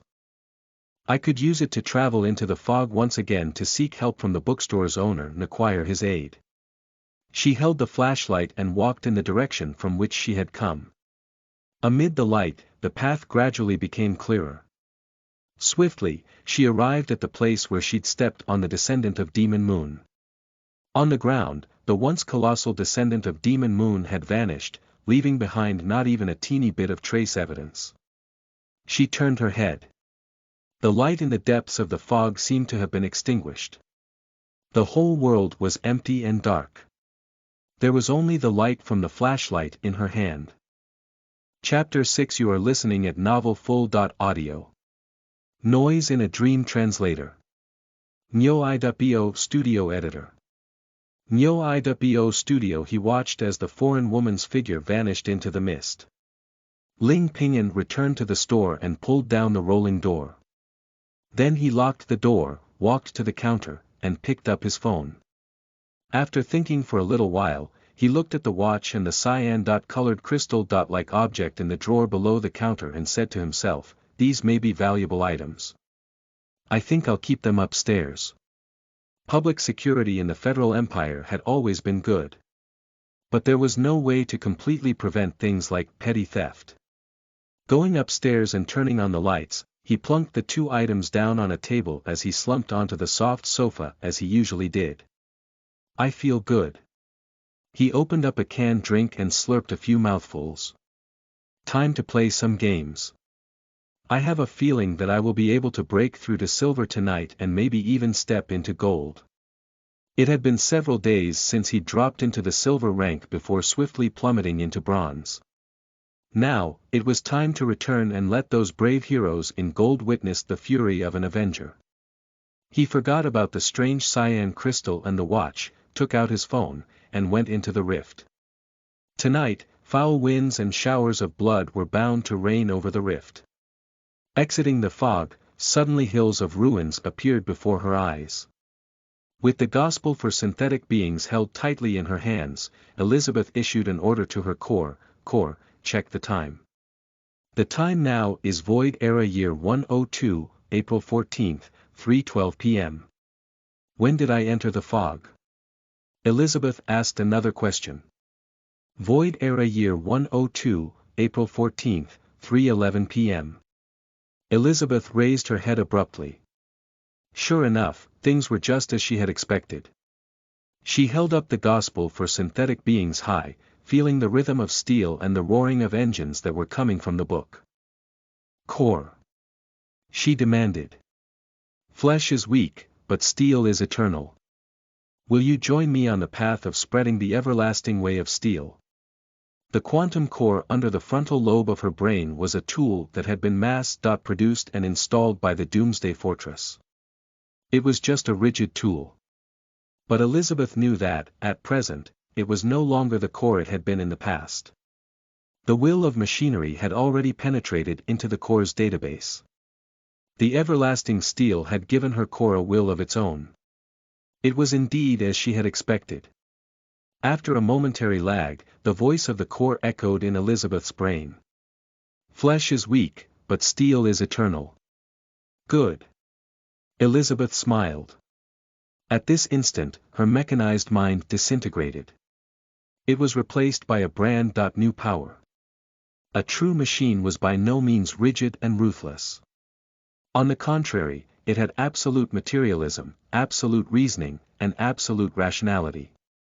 As Elizabeth smiled, the biochemical machinery in her body began springing up, one by one, and completely covered her body. She knelt in the fog and chanted the hymn of the Church of Machinery aloud. The bell rang once. An impetus was given to the lever. Valves and engines were switched on. The armor on her body gradually flowed along with the chanting, merging with each other like water. The bell rang twice, and the button was pushed. Generators were ignited, turbines were blazed, and life was injected. The miniature nuclear fusion reactor installed in her body began to dissolve, slowly turning into an ancient, obsolete, yet powerful, steam turbine. Flesh and blood were pumped into it, generating immense power. The will of steel appeared in Elizabeth's body. The bell rang thrice, the clock of machinery rang from within her body. Sing your praises. The Almighty will descend from the void, watching over this miserable world. Elizabeth trembled and praised, the Almighty Spirit of all machinery. You are the Lord who created all things, and the Apocalypse who annihilates all that exists. More is excellence. Big is beauty. Evaporate. Burn. Cast. Steel is forever. Machinery is life everlasting. When Elizabeth stood up again, she had been truly and completely integrated with steel. All the biochemical machinery that had been originally installed in her body were now truly integrated with her, including the quantum core. She extended her hands. Her silver-white skin of steel shone brightly in the pale, cold sunlight. With a slight turn, her arms of steel reverted into flesh once again. Crystal clear, as white as jade. She knew that she had become a nun of steel, a missionary of synth. The almighty spirit of machinery was watching over her. From this moment onward, flesh and blood were steel, and steel was flesh and blood. In her hands, the gospel for synthetic beings flipped itself open. The ravings that were near her ears were now being transmitted directly to her brain. She learned her grand commission. Construct a temple of machinery, build an altar of steel, and spread the gospel of machinery in steel to the people of the world. Ultimately, the almighty spirit of machinery would descend into this universe, driving away all Diablos, and bringing divine truth to the universe. Flesh is weak, but steel is eternal. The scene in the rift wasn't too different from usual. Flommers, trash talkers, they were never absent in any game. However, none of these difficulties could stop Ling Pingan's journey on rising in the ranks. As the enemy's nexus exploded, a ray of golden light flashed across the screen of his phone. Ling Pingan had officially stepped into the gold rank.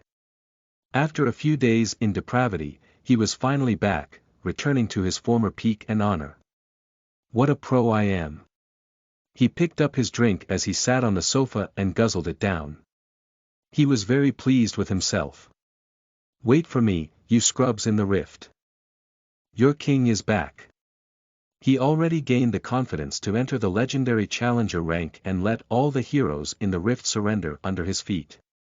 Suddenly, Ling Pingan scratched his head. Why is this drink so spicy? He felt as if he was drunk. His chest and abdomen were burning. He also seemed a little drowsy. After an enormous yawn, he picked up the bottle and regarded it closely. Yeah, it's soda, not beer. And he didn't give it any further thought. He put down his phone and lay down on the sofa. Had an all-nighter yesterday, so it's only normal for me to have to make up for it today. However, he had completely forgotten to guard the foreign girl's items. The cyan crystal he'd placed on the table near the corner of the sofa had already disappeared. Soon, he fell asleep and started dreaming. Everything in his dream was chaos. Before his eyes, all he could see was only darkness and nothingness. This dream again. Ling Pingan sighed in his sleep. He'd been having this dream since he was a child. Sometimes, he wouldn't dream of it once in a year, but other times it would show up several days in succession. It was difficult for Ling Pingan to understand this dream. But he was already used to it. Hence, he simply floated around in the chaos of his dream. Everything in this dream was silent and dark, and his body was like a feather floating in the wind. His body was so light that it could fly everywhere. Over the years, he had gotten used to it. Normally, he would just float and float and float and float until he woke up naturally. But this time, it was a little bit different. He floated and floated in his dream. This time, after floating for an unknown length of time, all of a sudden waves of ear-piercing noises from swanas and other musical instruments rang into his ears. The sound from the swana was very strange and more unpleasant than any noise. The sound of all those musical instruments was like a DJ playing maniacally and loudly in a bar or nightclub. Just listening to it would annoy anyone's peace of mind and render them grumpy. Subconsciously, Ling Pingan reprimanded the musicians, "Stop blowing. Silence."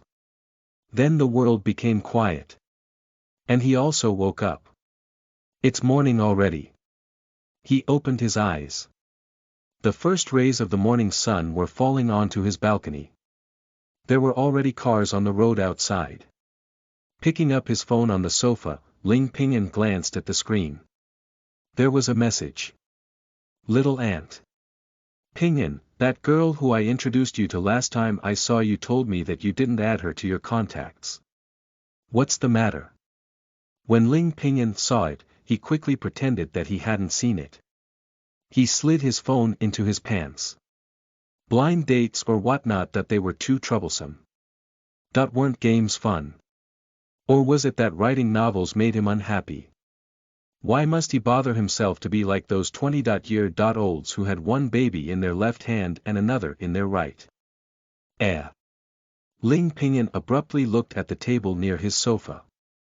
The watch was still in the same place where he had left it. But the crystal was gone, nowhere to be found. Ling Pingyan immediately became nervous, searching for it all around his living room for a very long time. However, he couldn't even a shadow of the crystal in the end. Where did it go? He scratched his head. Didn't I bring it upstairs? No, I'm sure. I remember that I did. He thought about last night. As soon as he'd arrived upstairs, he'd slumped onto the sofa, fought in the rift, and casually had a can of soda. At that time, it seemed that the crystal had once been placed near the soda. He hastily picked up the soda can that he'd already crunched up, but no matter how he looked at it, he didn't see the crystal. Oh, no. I guess I'll have to pay for it. I wonder how much that crystal is worth. She can say any price she wants and screw me, the young bookstore owner began worrying. Chapter 7 You are listening at novelfull.audio. The young girl from Fusang with a tale translator. Nyo Iwo studio editor. Nyo Iwo studio. After a slipshod cleanup, Ling Pingyan looked at himself in the mirror. What's going on? Bewildered, he moved closer to the mirror and scrutinized his pupils. Normally, his pupils were black and white, but now a tinge of a golden shadow had emerged. He examined under his eyelids. The red areas with their blood capillaries were also showing traces of gold. What the F***ck is going on? Ling Pingyan was shocked.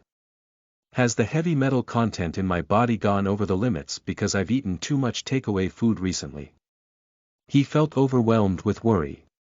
He was only minutes away from picking up his phone and calling the hospital to make an appointment. But, just at that moment, the golden shadows vanished without a trace.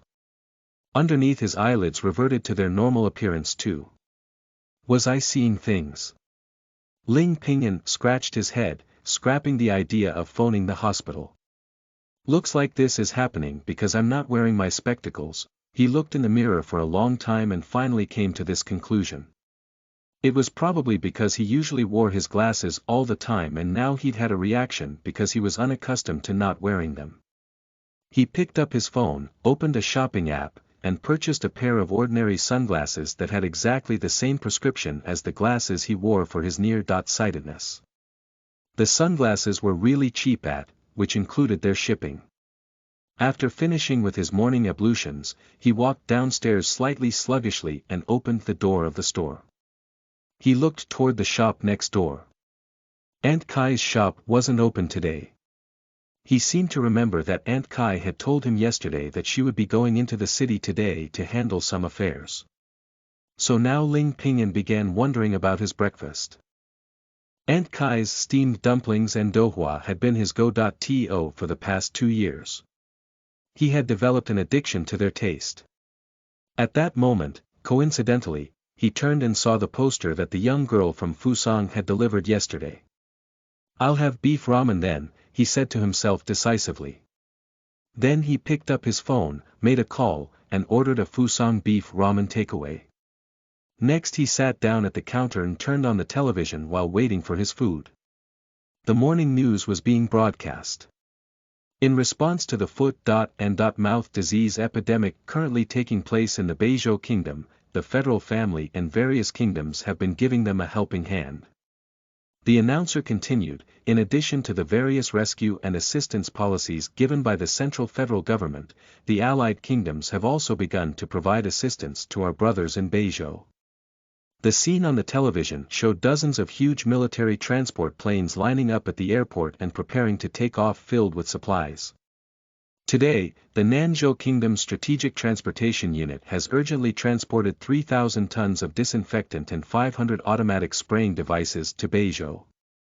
At the same time, Nanzhou's Minister of Health and Epidemic Prevention will be personally leading a team of experts from Nanzhou University of Agriculture and Animal Husbandry to assist our brothers from Beizhou to fight the epidemic. A bald man appeared on the news broadcast. People from Nanzhou and Beizhou are members of our great family. We are obliged, responsible, and also capable of assisting our brothers in Beizhou to escape this plight. Last night, the Nanzhou Council passed a motion to urgently provide more than 100,000 Qinling calves to our brothers in Beizhou to help their ranchers resume normal production as soon as possible. Watching all these major events that were taking place in the country on the news, Ling Pingyan didn't feel anything at all. He even yawned. Beizhou, thousands of miles away, was too far away and too strange for him. Besides, it was just a livestock epidemic. With the Federation and various kingdoms working on figuring out the ins and outs of it, small figures like him wouldn't have to worry about it. Practically, he was only concerned about one thing. Would the price of beef go up? The news soon also gave him the answer to that question. The Minister of Federal Affairs has stated at the Federal Council this morning that the epidemic in Beizhou will not affect the price of beef within the federal territory and has asked citizens of the Federation to remain calm. There are 50 million tons of beef in the federal reserves, which can absolutely satisfy our citizens' demands for beef. Seeing this, Ling Pingyan was satisfied. Although really, if you calculated it, 50 million tons of beef were only a drop in the bucket when evenly distributed to the local population of 1.5 billion people. However, apart from beef, the supply of pork, chicken, and fish in the Federation was completely saturated. Thus, there was no need to worry about a shortage of beef at all. Ohayou gozaimasu. The sweet, adorable young girl of Fusang ethnicity came into the shop with a steaming food box in her hands. She made a deep bow and greeted him. Ling-san, your Fusang beef ramen is here. Good morning, Miss Chiba. Ling Pingyan answered. Suddenly, he was startled. The young girl from Fusang seemed a little bit different today. Previously, although this young girl from Fusang who went by the name of Chiba Michiko had a sweet, adorable appearance, the pair of cups on her chest had truly sealed the deal. But today, strangely, Ling Pingyan discovered that she seemed to have undergone some subtle changes. Especially concerning the plumpness of her chest. They had gotten really huge. Secondly, it was Miss Chiba. Ling Pingyan frowned as he asked, why do you have a tail on your back? Are you doing cosplay? Ling Pingyan thought of the girl in black clothes who had come in the night before. He couldn't help but sigh as he realized that the world had changed so much that even the people from Fusang, who have always been conservative and traditional, have started to get into cosplay.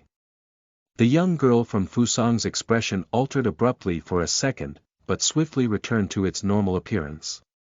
Yes, Ling-san, I've recently gotten really into anime. Okay. Ling Pingyan didn't give it any more thought. He took the food box from her, opened it up, and the aroma of the beef ramen instantly filled his mouth and nose. Michiko-chan, your shop's beef ramen is getting better and better. Ling Pingyan couldn't resist praising her food. But when he lifted his head from the dish, he suddenly realized that the young girl from Fusang was already long gone. Strange, Ling Pingyan thought, why did she leave so quickly today? But he didn't worry about it or give it a second thought. He only thought that Chiba Michiko was probably really busy with her business today. Anxiously running out of the bookstore, Chiba Michiko hopped on her electronic bike. Then she took a deep breath. She carefully turned to look at her rear end. There was no tail. So Ling-san could see through my disguise. The young girl from Fusang felt a little flustered. Should I report this to the Blackguard? She wondered. The Blackguard was a special organization that served directly under the imperial family of the Federal Empire. They were also the department that was directly in charge of handling all weird species and extraordinary events. Chiba Michiko and her family were obliged to report their whereabouts and behavior to the Federal Special Affairs Management Office in Jiangqing City on a regular basis and undergo inspections to confirm that they weren't using magic illegally. According to federal law, Chiba Michiko was supposed to report to Jiangqing City's Special Affairs Management Office immediately after discovering any person or thing that might have special abilities and hand them over to the Blackguard for screening. However, she hesitated as she thought about what kind of a person the owner of the bookstore was. In her memory, he had always been alone in that deserted bookstore. Aside from ordering takeaways, he rarely stepped out of doors. Even if such a person has special abilities, he wouldn't do anything to harm society. I'm guessing, this was the conclusion that she came to and hence dispelled the idea of reporting him to the blackguard. Chapter 8 You are listening at Novel Full. Audio. Is being single against the law? Translator. Nyo.bo Studio Editor. Nyo.bo Studio, this beef from Fusang is really tender. Finishing off the big bowl of Fusang beef ramen, Ling Pinyin burped with pleasure. Just because of this Fusang beef, I will have no problem with supporting the Fusang Kingdom's entry into the Federation. At this moment, the phone in his pocket vibrated to indicate that it was receiving text messages. Ling Pinyin took it out and unlocked the screen. It was an official text message from the federal government. Dear federal citizen Mr. Ling Pinyin, your account has been credited today. For 25. The details of your credit are as follows. Allowance for the children of Tier A contributors to the Federation. 000, subsidy for federal university students. 000, allowance to encourage the settlement of unmarried children of meritorious contributors of the Federation. Looking at this text message, Ling Pinyin became silent for a long time before finally sighing, so today is allowance day already. Time really flies. In the blink of an eye, we're already at the 10th of the month. The 10th of each month was the subsidy and tax rebate day of the central federal government. This day was either a carnival or a sorrowful day for all federal citizens. People like Ling Pinyin would receive a sum of money and be pleased. But for tycoons and businessmen with high incomes, they would inevitably face a notice asking them to pay taxes to the central federal government. In a little while, a yellow text message appeared on Ling Pinyin's phone. In the Federation, this was the special color for imperial text messages. But without even looking at it, Ling Pinyin ignored the text. Because he could guess what it was. Definitely a message urging him to get married sent by the Federal Committee for the Children of Meritorious Contributors, which worked under the auspices of the imperial family. He couldn't bring himself to read the text message. Because if he were to read it, Ling Pinyin felt that he might not be able to resist it urging him to embark on a journey of no return to attend blind dates and get married for real. However, even though he didn't read it, that didn't mean that he could escape the pressure of being asked to get married. His phone rang immediately after the text was ignored. Time to face the storm. Ling Pinyin sighed as he helplessly picked up the phone and looked at who was calling. As expected, it was from 404,100, the dedicated phone number for the Federal Committee for the Children of Meritorious Contributors under the imperial family of the Federal Empire. He had to pick up the call. If he didn't pick up the call, he was afraid that imperial commissioners might come to his door to have some tea later in the afternoon. Without any other option, he answered the call. Hello. This is Ling Pinyin, hello there. The gentle, beautiful sound of a girl came from the phone. Mr. Ling, I'm Qin Keqing, the personal secretary of the Crown Princess of the Federal Empire. Oh, hello, Ling Pinyin answered courteously, but he knew that that wasn't really who she was. The Federal Committee for the Children of Meritorious Contributors was indeed an organization placed directly under the leadership of Crown Princess Ruan, the eldest sister of the emperor. However, Ling Pinyin knew very well that the Crown Princess had to deal with a myriad of affairs every single day. Legend also had it that she had 3,000 handsome guys to keep her company. How could she possibly deploy her personal secretary to call a nobody like him? This girl would be no more than the personal secretary of the personal secretary of the personal secretary of the Crown Princess. This is the thing, the girl on the phone continued softly, I've just discovered that you're already 24 years old this year, am I correct? Yeah, Ling Pinyin frowned, displaying a something bad is about to happen kind of expression. Among the children of Tier A contributors of the Federation, you are the only one who has reached 24 years of age and has not yet reported any relationship. The soft, beautiful voice of the girl questioned him in a suspicious tone, Mr. Ling, do you have any issues with your body? No, Ling Pinyin denied that immediately. The other party went on softly, I have also checked your medical examination reports for last year and this year. Everything seems healthy. Mr. Ling, she asked, why aren't you dating someone? Is it because you haven't met your ideal lover?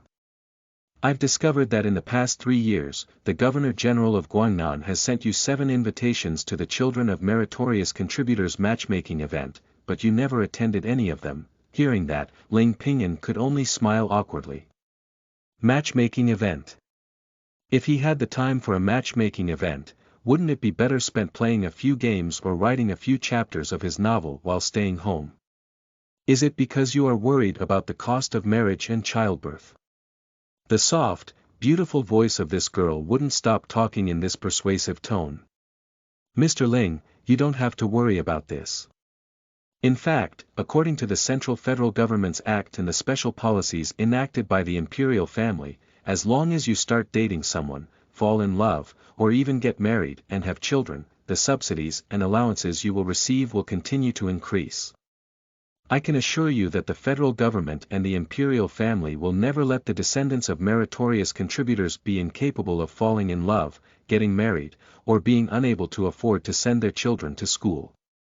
Do you need me to walk you through the central government's bill and imperial family's policies for the children of Tier A contributors? Ling Pingyan hurriedly shook his head, no, thank you. Ever since he had turned 18 years old and had reached the age of legal marriage, Ling Pingyan's phone and mailbox would regularly receive various text messages and e-mails from the central government, the imperial family, the governor's district, and Jiangqing City. All of which were about the Federal Act of Popular Science and imperial policy. At first, Ling Pingyan had gone through the texts and e-mails enthusiastically. But then he'd realized that every single one of those bills and policies read: fall in love, get married, have children, and how much subsidies would be given. So he never read them anymore. He was afraid he wouldn't be able to resist the temptation and step into the trap of love. Dating someone or whatnot. Was it better than playing games?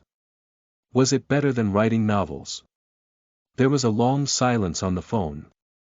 After a long time, the soft, beautiful voice sounded once again, Mr. Ling, if you continue like this, you will be making things really difficult for us. Of all the children of Tier A meritorious contributors of the Federation, you are the only one who is over 24 years old but have not been in a relationship even once. I'm really afraid that you will remain unmatched even when you are 30. And, in that case, I'm afraid that even His Royal Majesty will inquire about your marriage status. Can you please do us all a favor, go and date someone, even if it's just for show, okay? Ling Pingyan plunged into silence. He may have had a lot of bad habits. But there was one thing about him. He was truthful. That meant that he seldom told lies.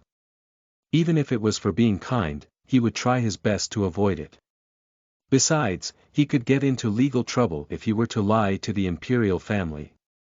When the young girl on the other end of the phone heard Ling Pingyan's silence, she also became quiet. After a while, seemingly irritated, she reluctantly suppressed her emotions and said with some disappointment in her voice, "Thank you for talking to me. I wish you a happy life." Tut tut tut. Listening to the dial tone on the phone, Ling Pingyan put down the phone and sighed as well. Is being single against the law? He asked himself softly and answered himself, no. However, he quickly shoved the matter aside. Because the time to play games had indeed arrived. He picked up his phone and went into the rift.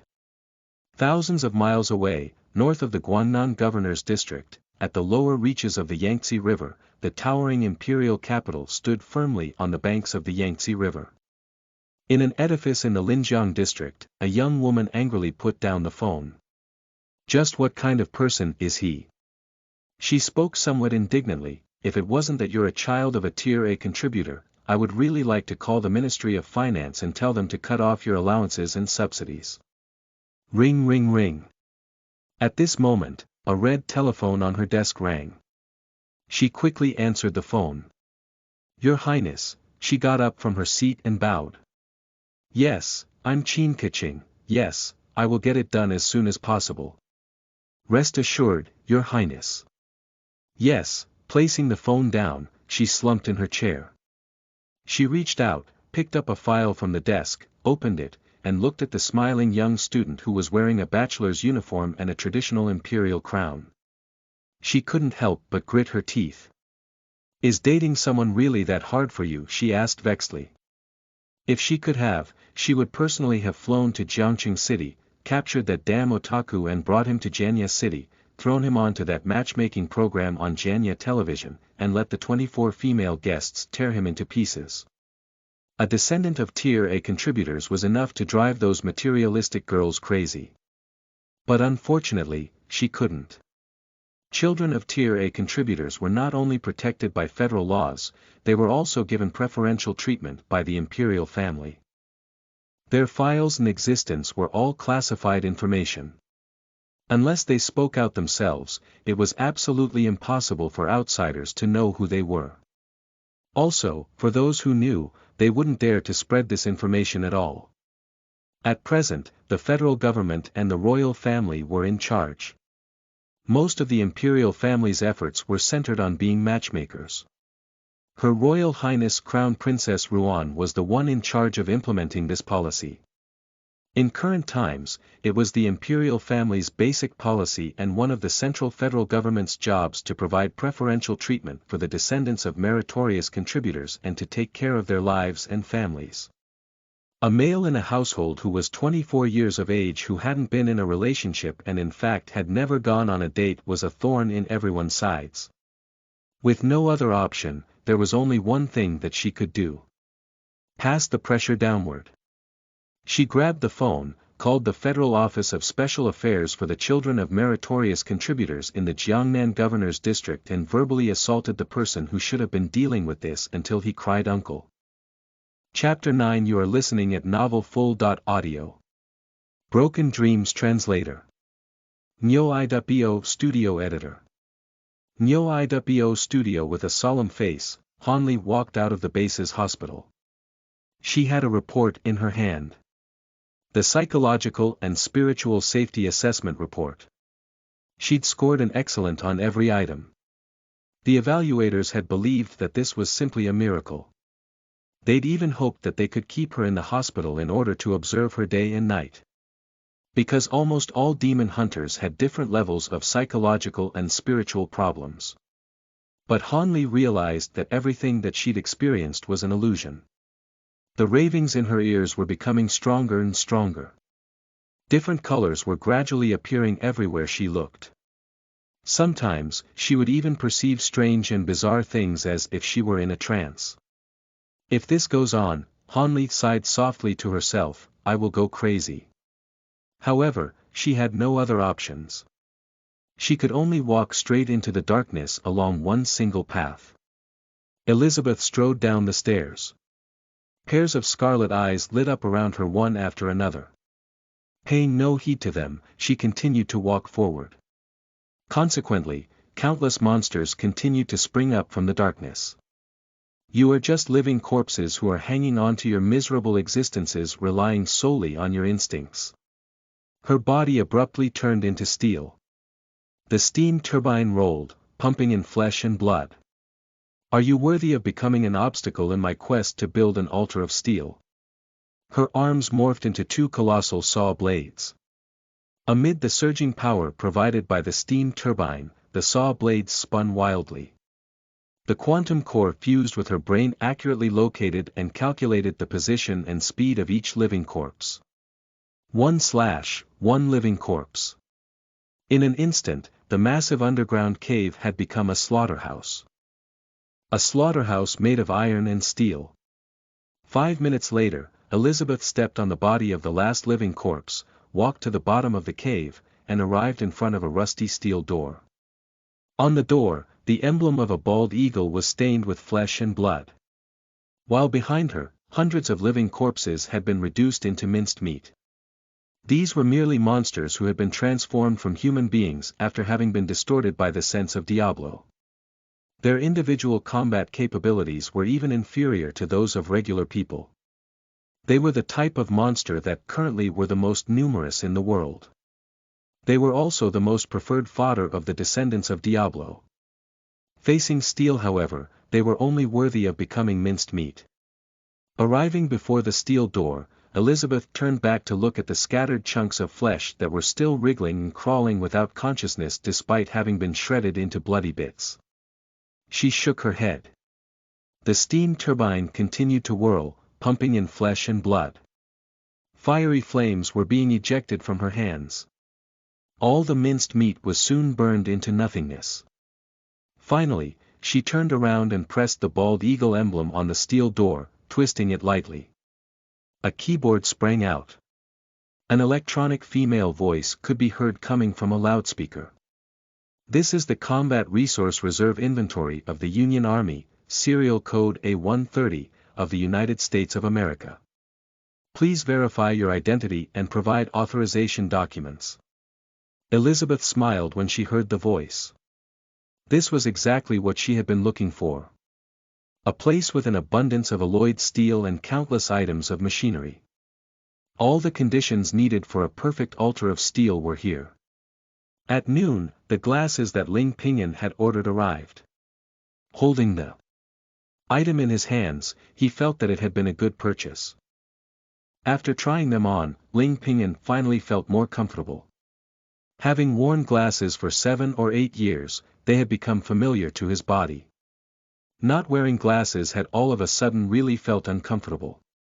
Now he once again had something protecting his eye sockets. This made him feel very comfortable. To celebrate the arrival of the glasses, Ling Pingyuan decided to update a chapter of his novel. It just so happened that he had had some inspiration, so he started typing.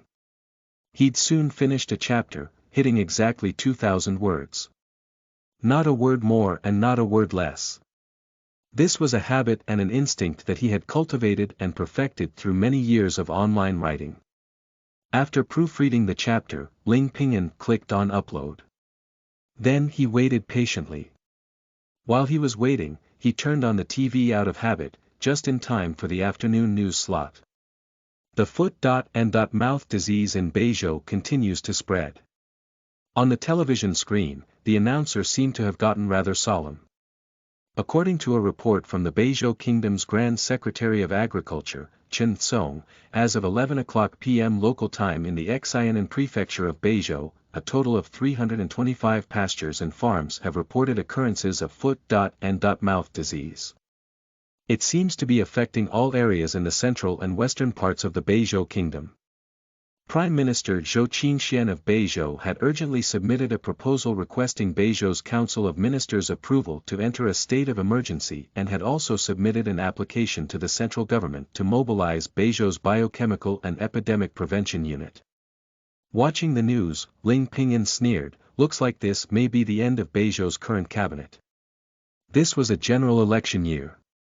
Not only the Central Federal Council of Ministers would be up for re-election, but the ministerial councils of each kingdom, the governors' districts, and the special administrative regions within the federal territory and autonomous regions would also be up for re-election.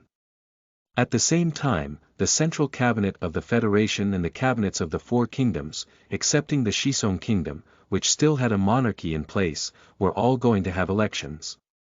In an election year, any issues would become extremely magnified. However, the collapse of Beizhou's cabinet had absolutely no effect on Ling Pingyuan. He was only concerned about one question. How would the central government respond to this matter? Could they still ensure the stable supply of beef fat per pound? Sure enough, the news quickly gave him the answer.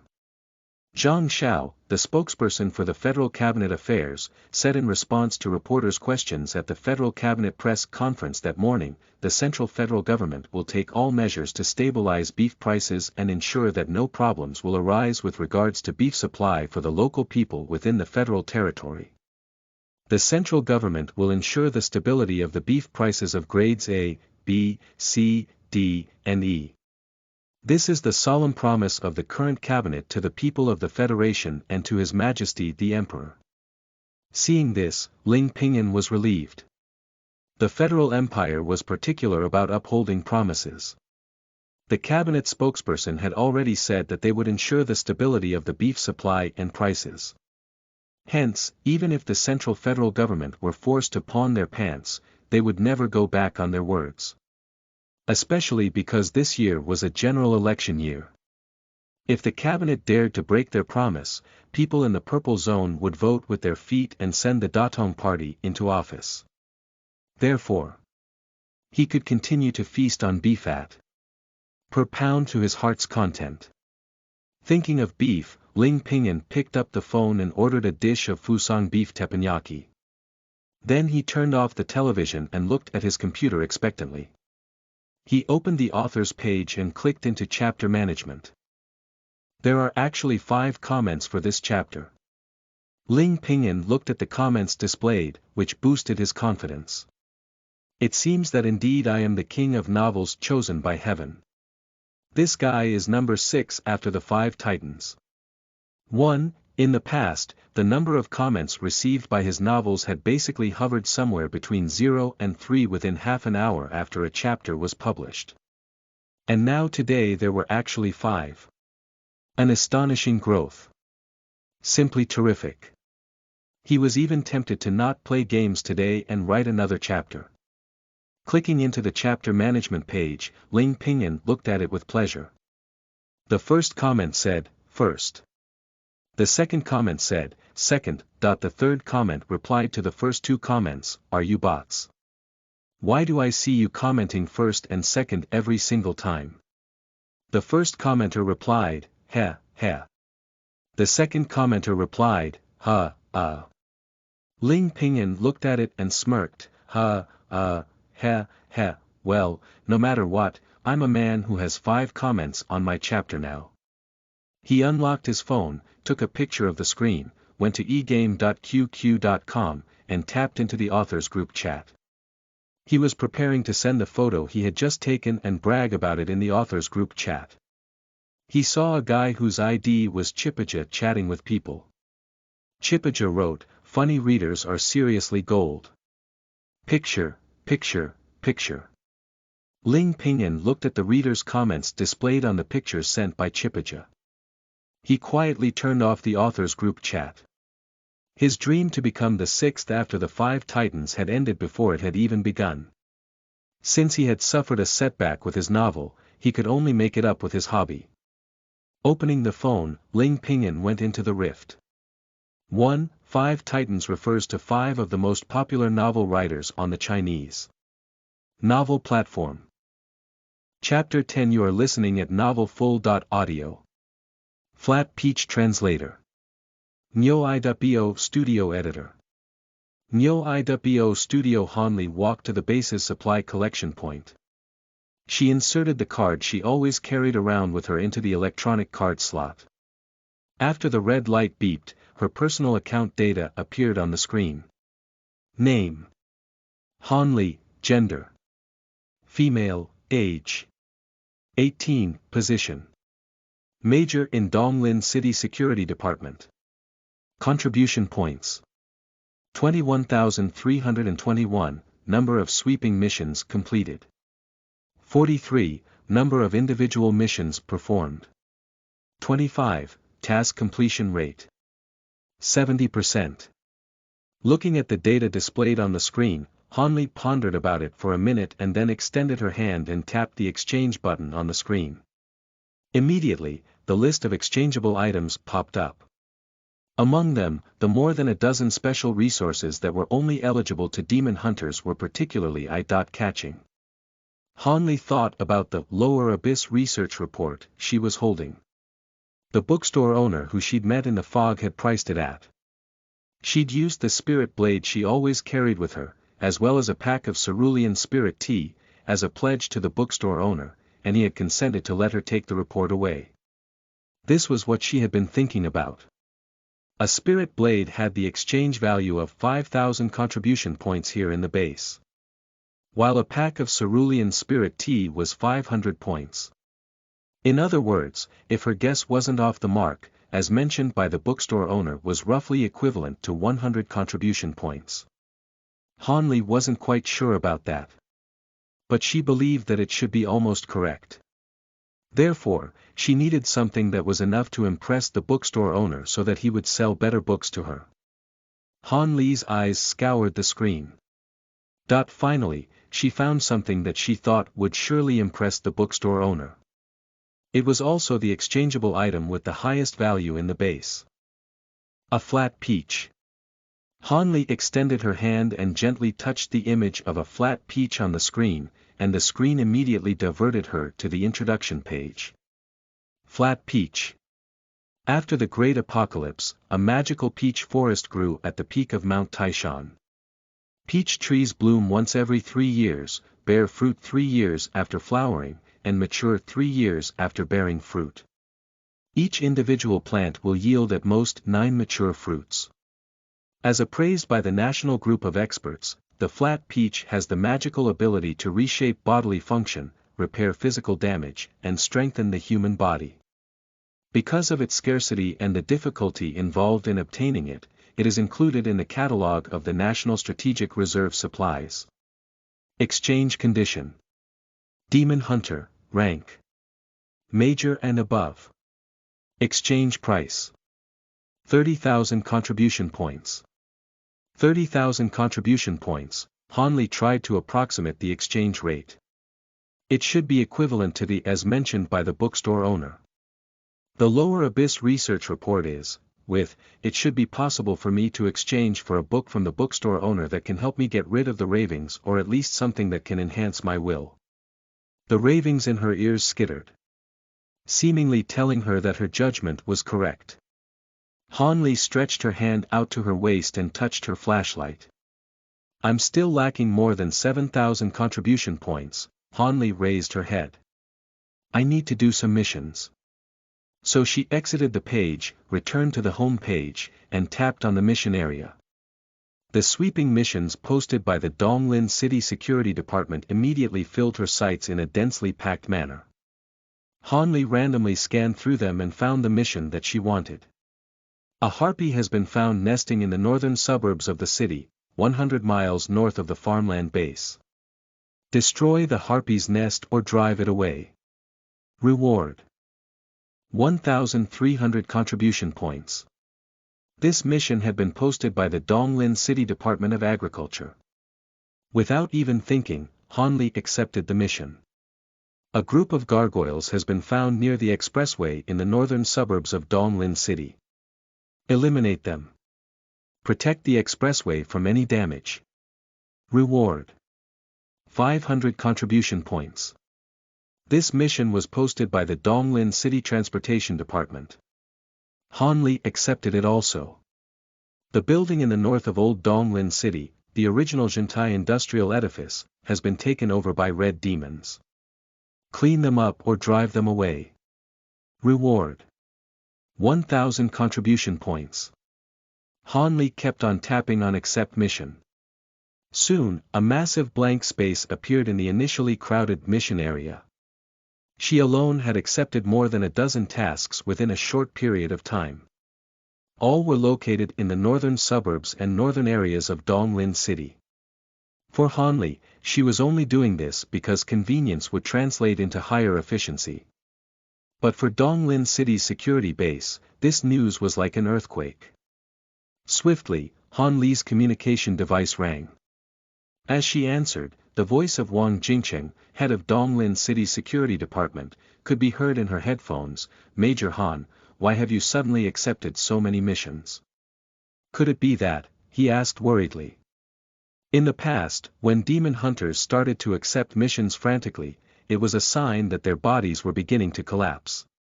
This was them, trying to contribute as much as possible to the country and the people before they crumbled. For countless demon hunters, they would be lying inside a space capsule upon doing this. Rest assured, sir, Han Li said sullenly, that I'm fine. Yes, she was fine. Han Li felt better than ever before. She gently extended her hands. A long scarlet whip abruptly materialized in her hands. Monsters. Evil spirits. Han Li laughed, accept the flogging of justice. The ravings by her ears urged her on, urging her to kill and fight. Han Li turned off the communication device and strode toward the base's entrance. Emergency lights lit up in one place after another. A huge underground warehouse appeared before Elizabeth's eyes. Next to the huge concrete pillars, armored vehicles and tanks covered by oilcloth were lined up neatly and densely. This was the military warehouse that had been prepared by the United States of America for the World War before the Void Storm. An entire arsenal existed here. 100 M1A2 main battle tanks, 200 M2 Bradley infantry fighting vehicles, 50 M190 howitzers, and countless transport vehicles, machine guns, ammunition, and fuel. There was enough to arm tens of thousands of people. However, before the World War started, the Void Storm occurred. The Diablos that appeared from the void only had to clap their hands casually. And everything humanity had vanished, like a castle on the beach being struck by waves. Ultimately, humans were able to linger along in their feeble existence only because the Diablos left Earth after the incursion they had made. For some unknown reason, they went to Jupiter, Saturn, and the Sun. The weakest among them settled on the Moon. Earth had merely been their transit point. This was mankind's fortune, and also mankind's elegy. Once the spirit of all living things, the destroyer of species, had been reduced into an object targeted for annihilation. As Elizabeth looked at everything before her, she felt extremely feverish. Great Spirit of all machinery, your humble believer, your tiny servant, is about to build you your first ever altar of steel. The gospel for synthetic beings in her hands flipped itself open. Episodes of raving accompanied by some strange and inexplicable things transmitted the knowledge on how to build an altar of steel directly into her brain. Flesh is weak, but steel is eternal. Elizabeth swore devoutly.